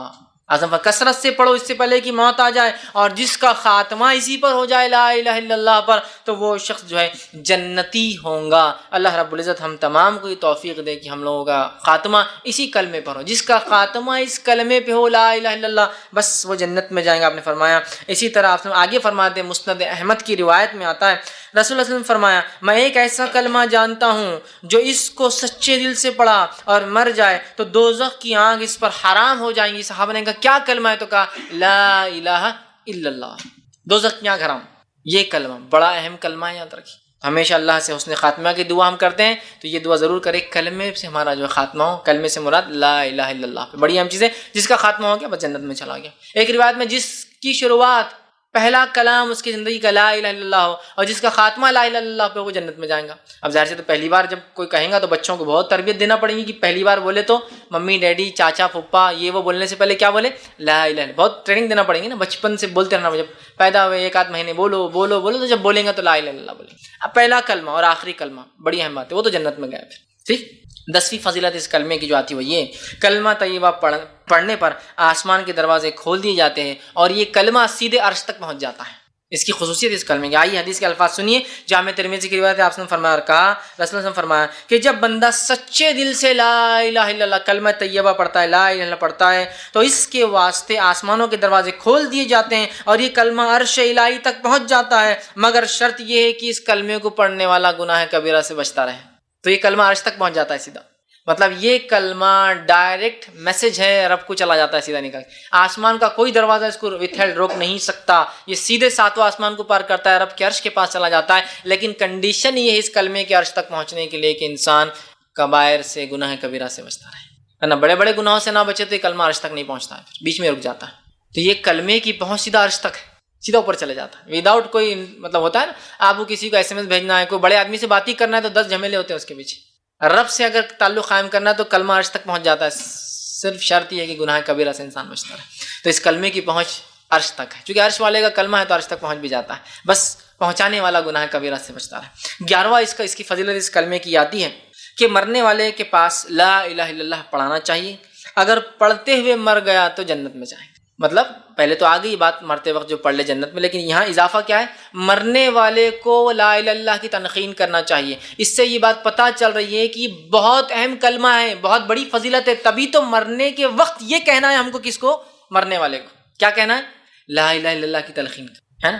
حدیث کے الفاظ دیکھیے، 11ویں فضیلت ہے یہ، طبرانی کی روایت ہے. آپ صلی اللہ علیہ وسلم فرمایا، کہا نبی اکرم صلی اللہ علیہ وسلم فرمایا اور سامنے کہا کہ لا الہ الا اللہ جس نے پڑھا وہ اس کلمہ طیبہ کو سن کر خود بھی پڑھے. مطلب آپ فرماتے ہیں جو مرنے والے کے پاس جائے اور اس کے پاس جا کر لا الہ الا اللہ پڑھے اور اس مرنے والے کو تلقین کرے، خود بھی پڑھے اور اس کو تلقین کرے، اگر یہ موت کے وقت پڑھتا ہوا مر گیا تو جنت میں ہوں گا. صحابہ نے سوال کیا، رضوان اللہ تعالیٰ اجمعین نے سوال کیا کہ عرض کیا ہے رسول اللہ صلی اللہ علیہ وسلم، اگر کوئی تندرستی کی حالت میں اس کو پڑھے؟ تو آپ نے کہا پھر تو یہ سب سے اچھی چیز ہے، لیکن جب کوئی مرنے کے وقت ہو تو ہم اس کے پاس جائیں، جا کر اس کو لا الہ الا اللہ لا الہ الا اللہ لا الہ الا اللہ کہیں. ہمارے پڑھنے سے ہو سکتا ہے اس کے زبان سے بھی وہ لفظ نکلے لا الہ الا اللہ، تو وہ ایسا انسان جس کا کلام لا الہ الا اللہ آخری اور اس پر اس کی موت آ جائے وہ جنت میں جانے والا ہے۔ تو میت کے پاس لا الہ الا اللہ کی تلقین کرنا ہے، زمین جائیداد کا نہیں پوچھنا ہے، پراپرٹی کس سے ڈسٹریبیوٹ نہیں پوچھنا ہے، وہ زمین کا کیا کرنا ہے، یہ پلاٹ کچھ نہیں پوچھنا ہے ان سے، بچوں کی شادی کیسے کریں گے کچھ نہیں پوچھنا ہے، سوائے اس چیز کی تلقین لا الہ الا اللہ۔ کچھ کھلائیے پلائیے بھی مت، بہت سارے لوگ یہ غلطی کر دیتے موت کے آخری ٹائم پہ دودھ پی لے تو کوئی فضیلت نہیں ہے، آخری ٹائم پہ پانی پی لے تو کوئی فضیلت نہیں ہے، آخری ٹائم پہ کلمہ پڑھ لے تو سب کچھ ہو گیا۔ یہی تلقین کرنا لا الہ الا اللہ۔ تو کہا جس کا آخری کلام یہ ہو جائے، زندگی میں پڑھے تو بہت افضل ہے، وہ تو اچھا آپ نے فرمایا، لیکن جو مرے اور مرتے وقت کا زبان سے تلقین کرو، تم بھی پڑھو، اور اگر وہ پڑھ لے اس کی زبان سے نکل جائے تو بس پھر تو وہ کیا ہوگا، جنت میں جائیں گا۔ اسی طرح جو ہے ایک اور روایت کے اندر آتا ہے جو کہ بخاری کی روایت ہے، جو ہے حضرت عتبہ بن مالک رضی اللہ عنہ اس کے راوی وہ کہتے ہیں آپ نے فرمایا اور کہا جو اللہ کی رضامندی کے لیے کلمہ طیبہ لا الہ الا اللہ پڑھے، قیامت کے دن دوزخ کی آگ اس پر حرام ہو جاتی ہے۔ یاد رکھیے بخاری کی روایت، دوزخ کی آگ اس پر حرام ہو جاتی، پہلے بھی آئی یہ بات، اور اگر مرتے وقت پڑھ لے تو جنت اس پر واجب ہوتی۔ 12ویں اس کی فضیلت اس کلمے کی ہے، کلمہ طیبہ کا پڑھنے والا جہنم سے نکالا جائے گا۔ اب چلے گیا کوئی انسان جہنم میں، گناہ گار تھا چلے گیا اور بھگت رہا ہے سزا جہنم کی، تو نکلنے کا سامان بھی کلمہ طیبہ ہے۔ مرتے وقت پڑھ لے تو جنت، پڑھ لیا تو جہنم حرام ہو گئی۔ موت کے وقت پڑھا جانا چاہیے، قبر میں آ کے کلمہ آپ کو جو ہے ثابت قدم رکھیں گا۔ مر گیا انسان، گناہ گار تھا، گناہوں کی سزا بھگت رہا ہے، لیکن اگر کلمہ طیبہ پڑھا ہوں گا تو نکلنے کا راستہ باقی ہے، ابھی اس نے اپنے لیے راستہ باقی رکھا۔ حدیث کے الفاظ سنیے، آپ صلی اللہ علیہ وسلم نے فرمایا، مستدرک حاکم کی روایت، آپ نے فرمایا اور کہا اخرجوا من النار من قال لا الہ الا اللہ وفی قلبہ ذرۃ من الایمان۔ اللہ رب العزت روز قیامت کہیں گا فرشتوں سے، اے فرشتوں اخرجوا من النار، نکال لاؤ ناک سے ان لوگوں کو، کن لوگوں کو، من قال لا الہ الا اللہ، جس مطلب لوگ نکلتے جائیں گے سائے بھگت کے، لیکن اللہ ایک ٹائم اعلان بھی کریں گا، نکال لو بس ان لوگوں کو جہنم سے جس نے کیا کیا ہو، من قال لا الہ الا اللہ، جس نے لا الہ الا اللہ کہا ہو، فی قلبہ، زبان سے نہ بھی کہا ہو تو دل میں تو کہا ہو، کم از کم ایسا بھی لا لو اٹھا کر۔ اللہ تعالیٰ تو اپنے بندوں کو سزا نہیں دینا چاہتا نا، مغفرت کر، تو جاؤ لے کر آؤ، جس نے لا الہ الا اللہ کہا ہو منہ پہ نہیں تو دل میں کہا، لاؤ فی قلبہ، اس کے دل میں کبھی پڑھاؤ، لے کر آؤ نکال کر اس کو، فی قلبہ ذرۃ من الایمان، اور اس کے پاس ذرہ برابر بھی اگر ایمان ہوگا تو لاؤ، ہاں خالی وہ وربل پڑھنے والا نہیں تھا، ایک باری پڑھا ہو لیکن اس کے دل میں ایمان ہو۔ ذرہ برابر ایمان سے کیا مراد ہے؟ بہت سے لوگ بولتے ہیں حدیث میں ذرہ برابر ایمان جنت میں جائیں گا، تو اس کا کیا معنی ہے؟ اس کا معنی یہ ہے ایمان تو مکمل تھا، عمل نہیں کرنے کی وجہ سے ذرہ کہا گیا اسے، ورنہ اگر ایمان میں کوئی کمزوری آئے تو کبھی جنت میں نہیں جائیں گا انسان، یہ بات لکھ کے رکھ لیجیے۔ تو ذرہ برابر کیوں کہا گیا؟ ایمان تو مکمل ہو اس کا، لیکن عمل نہیں کرنے کے ذرہ کے لفظ استعمال کیے گئے۔ بہت سے لوگ بولتے ہیں اپن ایمان کیسا بھی رہے چل جا، ذرہ کا لفظ ہے نا، ذرہ تو ہے اپنے پاس، نہیں، ذرہ سے مراد ایمان مکمل تھا، جیسا ہونا ویسا تھا، لیکن اعمال نہیں ہونے میں ذرہ کہا جا رہا ہے اس کو حدیث میں۔ تو کہا ذرہ برابر ایمان ہو اور دل میں لا الہ الا اللہ کہا ہو، اس کو نکال کے لاؤ، اخرجوا من النار من قال لا الہ الا اللہ، نکال لاؤ اس کو جس نے لا الہ الا اللہ کہا ہو۔ پھر آگے فرمایا وذکرنی، اور میرا کبھی ذکر کیا ہو، وخافنی فی مقام، اور کبھی میرے سامنے کھڑے ہونے سے ڈرا ہو، ان سب کو لاؤ، دل میں پڑھا ہو، کبھی منہ سے کہا ہو، اور میرا ذکر کیا ہو کبھی، اور میرے سامنے کھڑا ہونے سے ڈرا ہو، یہ سب لوگوں کو نکال کے لا لو، اور فرشتے جا کر نکال کے لائیں گے۔ 13واں فائدہ اس کلمے کا لا الہ الا اللہ کے فوائد اور اس کے فضائل جو ملتے ہیں وہ یہ ہے، جو شخص 10 مرتبہ اس کلمے کو پڑھیں گا وہ اس کی مثال ایسی ہے جیسے کہ اس نے جو ہے 4 غلاموں کو آزاد کیا۔ حدیث میں الفاظ یوں آپ سے فرماتے ہیں، جو شخص لا الہ الا اللہ وحدہ لا شریک لہ لہ الملک ولہ الحمد وہو علی کل شیء قدیر، لیکن اس میں بھی لفظ لا الہ الا اللہ وحدہ لا شریک، نہیں کوئی معبود حق سوا اللہ رب العزت کے، وحدہ وہ ایک ہے، لا شریک لہ اس کے ساتھ کوئی شریک نہیں، اس کا کوئی ہمسر نہیں، اس کا کوئی برابر نہیں، اس کے لائق کوئی عبادت میں نہیں ہے، اس کی کوئی صفات نام اور صفات کسی کی وجہ سے نہیں ہے، لا شریک کوئی شریک نہیں، لہ الملک اسی کے لیے ساری ملکیت ہے، والحمد و تمام تعریف ہے اسی کے لیے، وہو علی کل شیء قدیر وہ ہر چیز پر قادر ہے۔ جو اس کو پڑھ لیں گا 10 مرتبہ پڑھیں گا تو اس کو ایسا ثواب ملیں گا جیسے اس نے اسماعیل علیہ السلام کی اولاد سے 4 غلاموں کو آزاد کیا ہو۔ اسماعیل علیہ السلام کا حسب اور نسب یہ دنیا کا سب سے پاکیزہ حسب اور نسب ہے۔ آپ صلی اللہ علیہ وسلم نے فرمایا آدم سے لے کر مجھ تک میری نسب میں کسی نے زنا نہیں کیا۔ کوئی کافر تو ہو سکتے ہیں، نسب کے اعتبار سے کوئی فالٹ نہیں، نسب پاکیزگی نسب کی کہ ساری اولادیں جو ہے کوئی ولد الزنا نہیں ہے، تو کہا میری نسل میں آدم سے لے کر، اور آپ اسماعیل علیہ السلام کی نسل سے تھے، تو گویا اسماعیل علیہ السلام مطلب سب سے پاکیزہ نسل میں سے 4 غلام آزاد کرنے کے برابر ہے۔ حدیث میں اسماعیل علیہ السلام کی اولاد میں سے اللہ سمجھ لیے اسماعیل علیہ السلام کی اولاد تو کسی نے غلام بنا دیا، ان میں سے 4 لوگوں کو آزاد کرنے کا ثواب ہے 10 مرتبہ لا الہ الا اللہ وحدہ لا شریک لہ لہ الملک وله الحمد وهو على كل شيء قدیر پڑھنے کا. اس میں شروعات لیکن پھر لا الہ الا اللہ، یہ کلمے کی فضیلت دیکھیے آپ. اصل تو یہی ہے، اس کے بعد پوری تعریف ہے، نہیں کوئی معبود برحق سوا اللہ کے وحدہ، پھر وہ ایک ہے. اصل کلمہ لا الہ الا اللہ ہی اس کے اندر وہ ایک ہے، اسی کے لیے ملکیت ہے، اس کا ہمسر کوئی نہیں ہے، ساری تعریف اسی کے لیے ہے اور وہ سب چیز پہ قادر ہے نا. یہ 13واں فائدہ تھا. 14 بینیفٹ لا الہ الا اللہ کا پڑھنے کا، اس کا فضیلت واتی ہوئی ہے. اس کلمہ طیبہ میں اسم اعظم ہے، اللہ کا وہ اسم ہے، وہ نام ہے جو نام اللہ کو سب سے زیادہ پسند ہے، اور جس نام کے وسیلے سے جب دعا کی جاتی تو اللہ دعا کو رد نہیں کرتا. بہت سے لوگ بولتے دعائیں مانگے تو کیا وسیلہ لے، یہ وسیلہ ہے اسم اعظم. آپ کیا فرماتے سنیے، حدیث مسند احمد کی ہے، حدیث کا الفاظ اس طرح سے آپ نے فرمایا کہا جو اسم اعظم کے ساتھ دعا کریں گا اللہ تعالیٰ اس کی دعا قبول فرمائیں گا. جو حضرت اسماء بنت یزید جو ہے رضی اللہ عنہا جو ہے فرماتی ہے کہ آپ نے فرمایا کہ اللہ کا اسم اعظم بڑا نام ان 2 آیتوں میں ہے. جو اسم اعظم کے ساتھ دعا کریں گا اللہ اس کی دعا کو رد نہیں کریں گا. پھر اسماء بنت یزید رضی اللہ عنہا فرماتی ہے کہ آپ صلی اللہ علیہ وسلم نے فرمایا ان 2 آیتوں میں اللہ کا اسم اعظم ہے، ان 2 آیتوں میں جو اللہ کا اسم نام ہے، اس نام کے وسیلے سے کوئی دعا مانگے تو اللہ دعا رد نہیں کرتا. پہلی آیت کون سی؟ سورہ بقرہ سورہ نمبر 2 آیت نمبر 163 163 میں اللہ نے فرمایا وَإِلَٰهُكُمْ إِلَٰهٌ وَاحِدٌ لَا إِلَٰهَ إِلَّا هُوَ الرَّحْمَٰنُ الرَّحِيمُ. یہ آیت کیا ہے؟ وَإِلَٰهُكُمْ إِلَٰهٌ وَاحِدٌ، تمہارا معبود صرف تمہارا عبادت کے لائق صرف ایک ہے، واحد ایک ہے، لا الہ الا ہو، نہیں ہے کوئی معبود برحق سوائے اس اللہ کے. هو الرحمن الرحیم، وہ بڑا رحم کرنے والا، نہایت مہربان اور رحم کرنے والا ہے. تو یہ اسم اعظم ہے. اس میں کیا ہے؟ لا الہ الا ہو، لا الہ الا الرحمن الرحیم. تو یہاں بھی لا الہ کا لفظ دیکھیے پھر اس جملے کے اندر آ گیا، اس میں اعظم میں بھی آ گیا.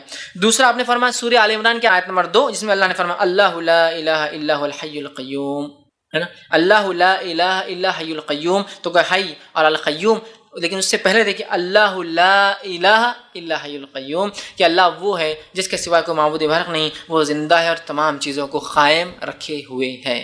پھر آگے لا الہ الا اللہ اسم اعظم. تو لا الہ الا اللہ کی فضیلت دیکھیے، جو لا الہ الا اللہ کے ساتھ اللہ کی دوسرے اسماء و صفات جوڑ کر جو ان آیتوں میں آ رہے دعا کرتا ہے اس کی دعا رد نہیں ہوتی. کتنی بڑی فضیلت ہے لا الہ الا اللہ کی. آئیے اسی طرح جو ہے لا الہ الا اللہ کی 15ویں فضیلت، کلمہ توحید کی 15ویں فضیلت، کلمہ طیبہ کی 15 فضیلت کیا ہے؟ وہ یہ کلمہ طیبہ مشکل کشائی اور قاضی الحاجت ہے. مشکل کشائی، پریشانی، حاجت روائی کے لیے اس کلمے کو پڑھنا چاہیے. آئیے حدیث کے الفاظ اس طرح سے ہیں اور یہ حدیث مسند احمد کی ہے. حضرت سعد رضی اللہ عنہ فرماتے اور کہتے ہیں رسول اللہ صلی اللہ علیہ وسلم نے فرمایا حضرت ذُنُّون سے مراد یونس علیہ السلام، ٹھیک، آپ فرماتے اور کہتے ہیں حضرت ذُنُّون یونس علیہ السلام نے مچھلی کے پیٹ میں اللہ سے ایک دعا کی. اگر وہ یہ دعا نہ کرتے تو مچھلی قیامت تک یونس کو لے کر وہیں سمندر میں گھومتی رہتی. اگر یونس علیہ السلام یہ دعا نہ کرتے تو قیامت تک وہ مچھلی ان کو پیٹ میں لے کر گھومتی رہتی. اور وہ کیا دعا تھی جو مشکل کشائی میں جو یونس علیہ السلام نے کی؟ لا الہ الا انت سبحانک انی کنت من الظالمین. یہ دعا تھی جو انہوں نے کی، ہے نا. بہت سے لوگ اس کو آیت کریمہ بولتے ہیں، جلالی آیت بولتے ہیں. یہ آیت جو ہے ہر بار پڑھنا، کریمہ ہے مطلب کرام، مطلب جس کی وجہ سے اللہ کرم کرتا ہے. جلالی مطلب اللہ رب العزت اس آیت کے پڑھنے کے بعد جلال میں آ جاتا ہے، دعاؤں کو سنتا ہے، یہ معنی ہوتا ہے. بہرحال تو اگر یونس علیہ السلام نے کیا دعا کی تھی؟ لا الہ الا انت سبحانک انی کنت من الظالمین. لا الہ الا انت، نہیں کوئی معبود برحق ہے اللہ سوائے تیرے. سبحانک، تیری ذات پاک ہے کہ میں نے خطا کی کہ بغیر سوچے سمجھے، بغیر تیرے فیصلے کی یہ سوچا قوم اب گناہ کریں گی تو عذاب آئیں گا، اور نکل آیا سبحانک، تیری ذات پاک ہے. انی کنت من الظالمین، اللہ میں ہی یقیناً خطا کاروں میں تھا، میں نے غلطی کی کہ تیرے حکم کے بغیر چلا آیا. یونس علیہ السلام نے کیا غلطی کر لی تھی؟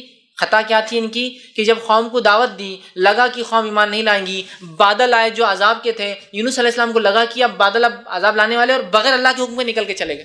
جبکہ ہوا کیا؟ قوم یونس ایک ہی قوم ہے پورے قرآن میں جس نے عذاب کو پہچان لیا کہ عذاب ہے، باقی ساری قومیں غرق ہو گئی. جیسا کہ سمود کے پاس ہوا، ارے یہ ہوا تو اب فائدے لانے والی، پالینیشن ہوگا، کیڑے آئیں گے، جھاڑ لگیں گے، وہ یہ سوچ رہے ہیں. کسی نوح علیہ السلام کے بادل آئے تو ارے بارش ہوں گی، کھیتی باڑی ہونے والی، وہ سوچ رہے ہیں. یونس علیہ السلام کی قوم ایک ہی قوم ہے قرآن میں، جب بادل دیکھے سمجھ گئے عذاب کے ہیں، یہ بادل خوشخبریاں نہیں لائے ہیں، دیکھتے ہی توبہ کر لی. ایک ہی قوم ہے جس نے توبہ کی عذاب کو دیکھے، باقی ساری قومیں عذاب کو پہچان نہیں سکی اور ہلاک ہو گئی. اب قوم نے توبہ کر لی، یونس علیہ السلام چلے گئے پہلے ہی نکل کے. اللہ نے پھر سزا دی، اس لیے کہ اللہ اپنے نیک بندوں سے تھوڑی بھی خطا پسند نہیں کرتا ہے. سمجھ رہے آپ؟ سب سے اچھے اسٹوڈنٹ سے ٹیچر تھوڑی بھی غلطی پسند نہیں کرتا ہے. ایک غلط اسٹوڈنٹ کو تو چھوڑ ہی دیتا ہے، بھائی اس کو چلو ٹھیک ہے معاف کرتے رہیں گے، لیکن ایک سنسیئر اسٹوڈنٹ سے چھوٹی سی مسٹیک بھی برداشت نہیں کرتا ہے. تو اللہ رب العزت کے برگزیدہ نبی ہے، تو چھوٹی سی مسٹیک بھی اللہ نے وہ نہیں کی، خطا پکڑ لی کہ آپ جاؤ مچھلی کے پیٹ میں، ڈبا دیا اس کشتی کو جس میں جا رہے تھے، اور آئی مچھلی نگل کے لے گئی. تو آپ سے فرماتے ہیں کہ اگر یونس یہ نہ پڑھتے تو اللہ تعالیٰ قیامت تک گھماتے رہتے یونس علیہ السلام کو. پھر آپ نے کہا رسول اللہ آگے فرماتے ہیں جو مسلمان اس آیت کریمہ کو پڑھ کر دعا کرے اللہ تعالیٰ اس کی دعا قبول فرمائیں گا. پھر آگیا نا جملہ کیا ہے؟ لا الہ الا انت سبحان، آگیا پھر لا الہ الا اللہ. لا الہ الا اللہ کی برکات فضائل اتنے زیادہ ہیں جس کی کوئی انتہا نہیں. آئیے 16 بینیفٹ، 16ویں فضیلت لا الہ الا اللہ کی کیا ہے؟ کلمہ طیبہ پر اسلام کی بنیاد قائم ہے، اسی کلمے پر اسلام ٹکا ہوا ہے پورا. آپ سن کی کئی حدیثیں اتنی ہیں کہ کسی کوئی انتہا نہیں کہ بنی الاسلام علی خمس، اسلام کی بنیادیں 5 چیزوں پر ہیں. شہادتی لا الہ الا اللہ وان محمد رسول اللہ، گواہی دے تو کہ اللہ کے سوا کوئی معبود برحق نہیں اور میں محمد صلی اللہ علیہ وسلم کا رسول ہوں. تو کلمہ طیبہ، اور آپ دیکھیے کوئی بھی مسجد میں چارٹ ہوتا ہے شہادت، نماز، روزہ، زکوٰۃ، حج، ایک جھاڑ اس کو 5 پھول بتاتے، بنیاد ہے، فاؤنڈیشن ہے یہ اسلام کی. اور ان 5 میں سے بھی لا الہ الا اللہ سب کا بیس ہے. روزہ بھی تب قبول جب کلمہ صحیح، توحید صحیح، نماز بھی جب قبول جب توحید صحیح، زکوٰۃ بھی جب قبول جب توحید صحیح، سب چیزیں جبھی قبول، حج بھی تبھی قبول جب توحید صحیح. تو یہ بیس ہے. تو کلمہ طیبہ فاؤنڈیشن ہے، بیس ہے اسلام کا. جس کا یہ غلط اس کا پورا اسلام غلط، جس کا یہ صحیح پورا اسلام صحیح. 16 بینیفٹ فضیلت، پورا اسلام اس پر ٹکا ہے. تو کلمہ طیبہ کو معنی کو سمجھنا، اس کے مطابق زندگی گزارنا، یہ ہماری ضرورت ہے، ورنہ ہم ناکام کہلائیں گے آخرت میں. یاد رکھیں 17واں فائدہ اور آخری فائدہ جو آج رکھوں گا اس کی فضیلت کلمہ طیبہ کی، لا الہ الا اللہ کی، وہ کیا ہے؟ کلمہ طیبہ کا وزن بڑا بھاری ہے، اس کی اتنی بڑی فضیلت. آئیے کیا فضیلت ہے کہ موسیٰ علیہ السلام جیسے نبی بھی پریشان ہو گئے جب اس کی فضیلت سنی. آئیے حدیث کے الفاظ اس طرح سے، صحیح ابن حبان کی روایت ہے، نبی اکرم صلی اللہ علیہ وسلم فرماتے اور کہتے ہیں موسیٰ علیہ السلام نے ایک مرتبہ دیکھا سارے ہی لوگ لا الہ الا اللہ کہتے ہیں، میں نبی ہوں، میں کچھ ایکسٹرا کرنا چاہتا ہوں، مجھے کچھ الگ ملنا چاہیے. تو ایک مرتبہ اللہ سے کوشچن کیا، سوال کیا اور کہا اے پروردگار، اے دنیا کائنات کو چلانے والے، آپ مجھے کوئی ایسے کلمہ سکھا دیجئے کہ جس کو پڑھ کر میں آپ کو یاد کرتا رہوں. ان کو کیا لگا وہ نبی ہے، کچھ ہٹ کر پڑھنا چاہیے، نبی نے کچھ ہٹ کر عبادت ہونی چاہیے. تو کہ اللہ کچھ ایسا کلمہ بتاؤ کہ جو کلمے کو میں پڑھوں تو اسپیشل آپ کی عبادت ہو، آپ کو یاد کروں اور اس کے ساتھ دعا مانگا کروں آپ سے، میں اس کلمے کے ساتھ ٹھیک مانگا کروں. اللہ تعالیٰ نے فرمایا لا الہ الا اللہ.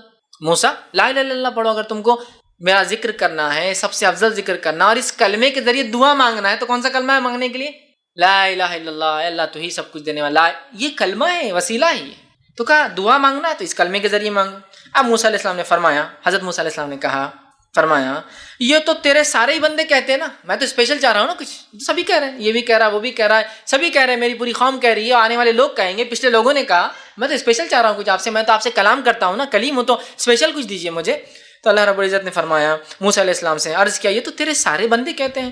اللہ تعالیٰ نے فرمایا یہی کلمہ پڑھا کر ہے موسیٰ، یہی کافی ہے. موسیٰ علیہ السلام نے کہا کوئی مخصوص چیز بتائیے، لیکن موسیٰ علیہ السلام کی فطرت تھی، ضد کرتے تھے اللہ سے، تو کہا نہیں کچھ اسپیشل مجھے چاہیے، اور یہ تو آپ سب بندے پڑھتے ہیں، سارے لوگ پڑھتے ہیں، مجھے اسپیشل چاہیے. تو اللہ تعالیٰ نے موسیٰ علیہ السلام نے کہا نہیں مجھے کچھ مخصوص چیز بتائیے. اللہ رب العزت نے فرمایا اے موسیٰ تم اس کلمے کو معمولی سمجھتے ہو، معمولی سمجھتے ہو؟ اگر اس کلمے کا وزن ترازو میں کیا جائے اور ایک پڑھنے میں ساری زمین اور ساری آسمان، مطلب 7 زمین اور 7 آسمان، مطلب 14 چیزیں رکھ دی جائے، اور دوسرے پلڑے میں صرف لا الہ الا اللہ جس کو تم معمولی سمجھ رہے ہو، مجھ سے کچھ ایکسٹرا مانگ رہے ہو، اگر اس کو رکھ دیا جائے تو لا الہ الا اللہ کا پلڑا بھاری ہو جائے گا، اور 7 زمین اور آسمان ہلکے ثابت ہوں گے. اور 7 زمین اور آسمان کا وزن کیا ہو سکتا ہے ہم اندازہ نہیں لگا سکتے. ان امیجنیبل اماؤنٹ آف ویٹ ہے وہ، اس وزن کا اندازہ نہیں. ہماری دنیا کا وزن کتنا ہوگا، ہماری صرف ملکی وے گیلیکسی میں ہمارے سورج اور ہماری جو آس پاس جو کائنات میں پلانٹ جس کو کہتے ہیں ان کا وزن کتنا ہوگا، اور ہماری ملکی وے گیلیکسی جس کے اندر دودھیا گیلیکسی میں 100 ٹریلین سٹار ہے، بہت بڑی گنتی ہوتی ہے، 100 بلین کا 1 ٹریلین ہوتا ہے، 100 ٹریلین سٹار ہے، اور ایک ایک تارہ سورج سے بھی کہیں کہیں گنا 10 20 20 30 30 40 40، بلکہ سورج کے مقابلے میں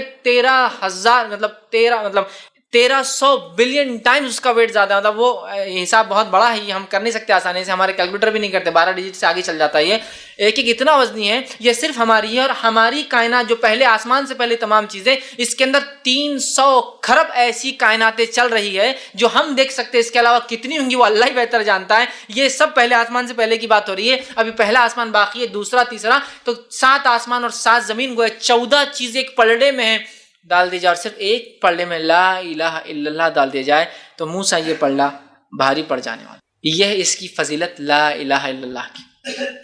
تو کیا یہ فضیلت صرف پڑھنے سے ہے؟ نہیں میرے بھائیوں، پڑھ کر اس کے تقاضوں کو پورا کر کے ساری زندگی توحید پر گزار کے اسی پر مرنے پہ ملتی ہے فضیلت۔ یہ کلمہ بہت بھاری کلمہ ہے جو ہمیں مل چکا ہے، یاد رکھیے، اس کا فائدہ اٹھانے کی ضرورت ہے۔ آئیے آگے ایک اور واقعہ سنیں، بڑا پیارا واقعہ ہے اور مسند احمد کی روایت ہے۔ آپ صلی اللہ علیہ وسلم فرماتے ہیں میری امت کا ایک شخص جو شخص ہوگا اس شخص کو سب کے سامنے لایا جائے گا، ایک شخص اس امت سے، امت محمدی سے لایا جائے گا، سب کے سامنے لایا جائے گا، اس کے اعمال کے 99 دفتر ہوں گے، 99 رجسٹرز فل ہو چکے ہوں گے، اور 99 کے 99 رجسٹرز گناہوں سے فل ہوں گے، اس کے اتنا گنہگار۔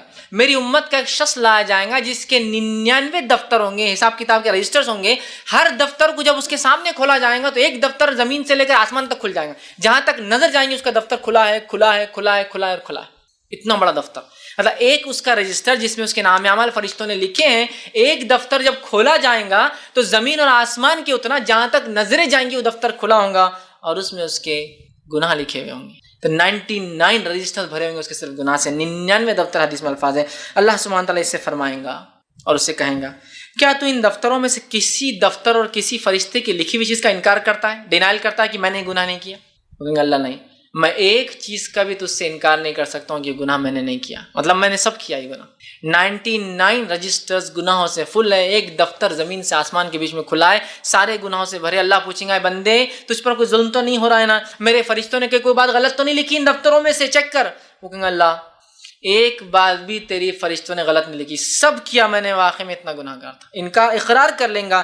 وہ کہیں گا دفتر کا انکار کرتا ہے، وہ لکھنے والے نگران فرشتوں سے تجھ پر کوئی ظلم کیا ہے؟ تو وہ شخص کہیں گا اور اللہ تعالیٰ سے فرمائیں گا اے اللہ تیرے فرشتوں سے کوئی خطا اور غلطی نہیں ہوئی میرے پروردگار۔ پھر اللہ تعالیٰ فرمائیں گا کیا تجھے کوئی عذر ہے، کیا تو کوئی پیش کر سکتا ہے ایک عذر کہ نہیں ایسا نہیں اللہ، ایسا تھا تو ایسا کیا؟ وہ کہیں گے اللہ مجھے کوئی عذر نہیں، میں نے گناہ کیے ہے، میں کیا بولوں اب تجھے عذر، نہ میرے پاس کوئی عذر ہے، نہ تیرے فرشتوں نے کوئی مسٹیک کی رائٹنگ میں، سب صحیح ہے جو انہوں نے لکھا ہے، میں تھا اتنا گناہ گار، 99 دفتر میرے گناہوں سے جو بھرے واقعی میں نے کیے۔ اللہ تعالیٰ فرمائیں گا ہاں میرے پاس تیری ایک نیکی لیکن باقی ہے، چونکہ آج کا دن تجھ پر کوئی ظلم نہیں کیا جائے گا، آج کا دن تجھ پر کوئی ظلم نہیں کیا جائے گا، تیری ایک نیکی ہے جو میرے پاس پڑی ہے وہ بھی دے دیتا ہوں تجھے، 99 دفتر تو دیکھ ہی رہا ہے، ایک نیکی اسی دیے جائیں گے جس کے لیے حدیث میں الفاظ آتا ہے بطاقہ۔ بطاقہ ویسے جو لوگ گلف جاتے ہیں ایک آئی ڈی کو بولتے ہیں بطاقہ، کہتے ہیں چھوٹے سے کور اس پہ کچھ لکھ کے دیا جاتا ہے، جا کے بتا دو میرا نام بطاقہ، تو اس کو حدیث بطاقہ بھی بولتے ہیں۔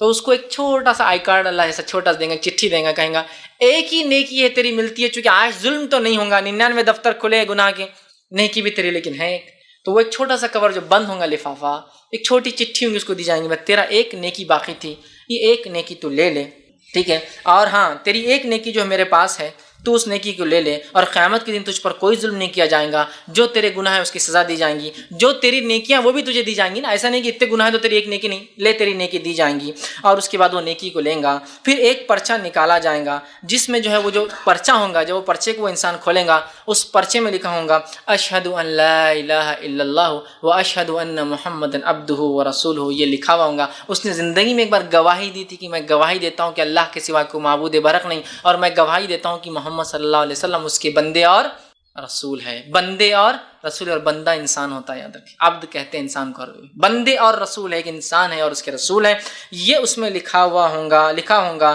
پھر اللہ عز و جل جو ہے فرمائیں گا جس جگہ تیری نیکی تولی جاتی ہے اس جگہ تو حاضر ہونا، وہاں میں تجھ سے بات کروں گا۔ پھر وہ بندہ اسے ایک بطاخے کو لے کے 99 رجسٹر تو اٹھانے لائق اس کی طاقت نہیں تھی، ایک چھوٹا سا کارڈ لیں گا بطاخہ جس پہ یہ لکھا ہوگا، وہ جائیں گے اللہ رب العزت کے سامنے، جب اللہ اس کو بلائیں گے کہ مقام پہ، مطلب پہلے بات چیت ہوگی، حساب شاید کسی اور جگہ اور ہوگا جہاں نام عمل تولے جائیں گے، فرسٹ بات چیت ہوں گی پھر نام عمل تولے جائیں گے، تو اللہ کہیں گا وہاں ملنا مجھ سے، وہاں میں تیرے اس بطاخے اس جو چھوٹی نیکی کو دیکھا جائے گا کیا اس سے ہوتا ہے، اور وہ انسان پریشان ہوگا کہ ایک نیکی 99 دفتر میرے فل تھے گناہوں سے، اور اللہ تعالیٰ جو ہے کہیں گا کہ وہاں آ کر مجھ سے ملنا، حاضر ہونا۔ وہ شخص کہیں گا اے اللہ یہ پرچہ 99 دفتروں کے مقابلے میں کیا ثابت ہوں گا؟ کیوں مجھے بلا کے وہاں رسوا کر رہے ہیں؟ ڈال دیجیے جہنم میں اٹھا کے، وہاں ہوں اتنا سا ایک بطاخہ ایک چھوٹا سا لے کر کوپن لے کر آ رہا ہوں، اور وہاں کیا ثابت ہوگا 99 رجسٹروں کے مقابلے میں ایک نیکی کیا میری ثابت ہوں گی؟ کیوں آپ ذلیل کرنے وہاں بلا رہے ہیں؟ یہیں مجھے جہنم میں ڈال دیجیے۔ تو اللہ کہیں گا نہیں، آج کے دن ظلم نہیں ہوتا ہے، جب تولے جائیں گے بولے تو تولے جائیں گے، ظلم نہیں ہونے والا، تو تم وہاں آ جانا، اور وہ جو ہے آج تیرے ثواب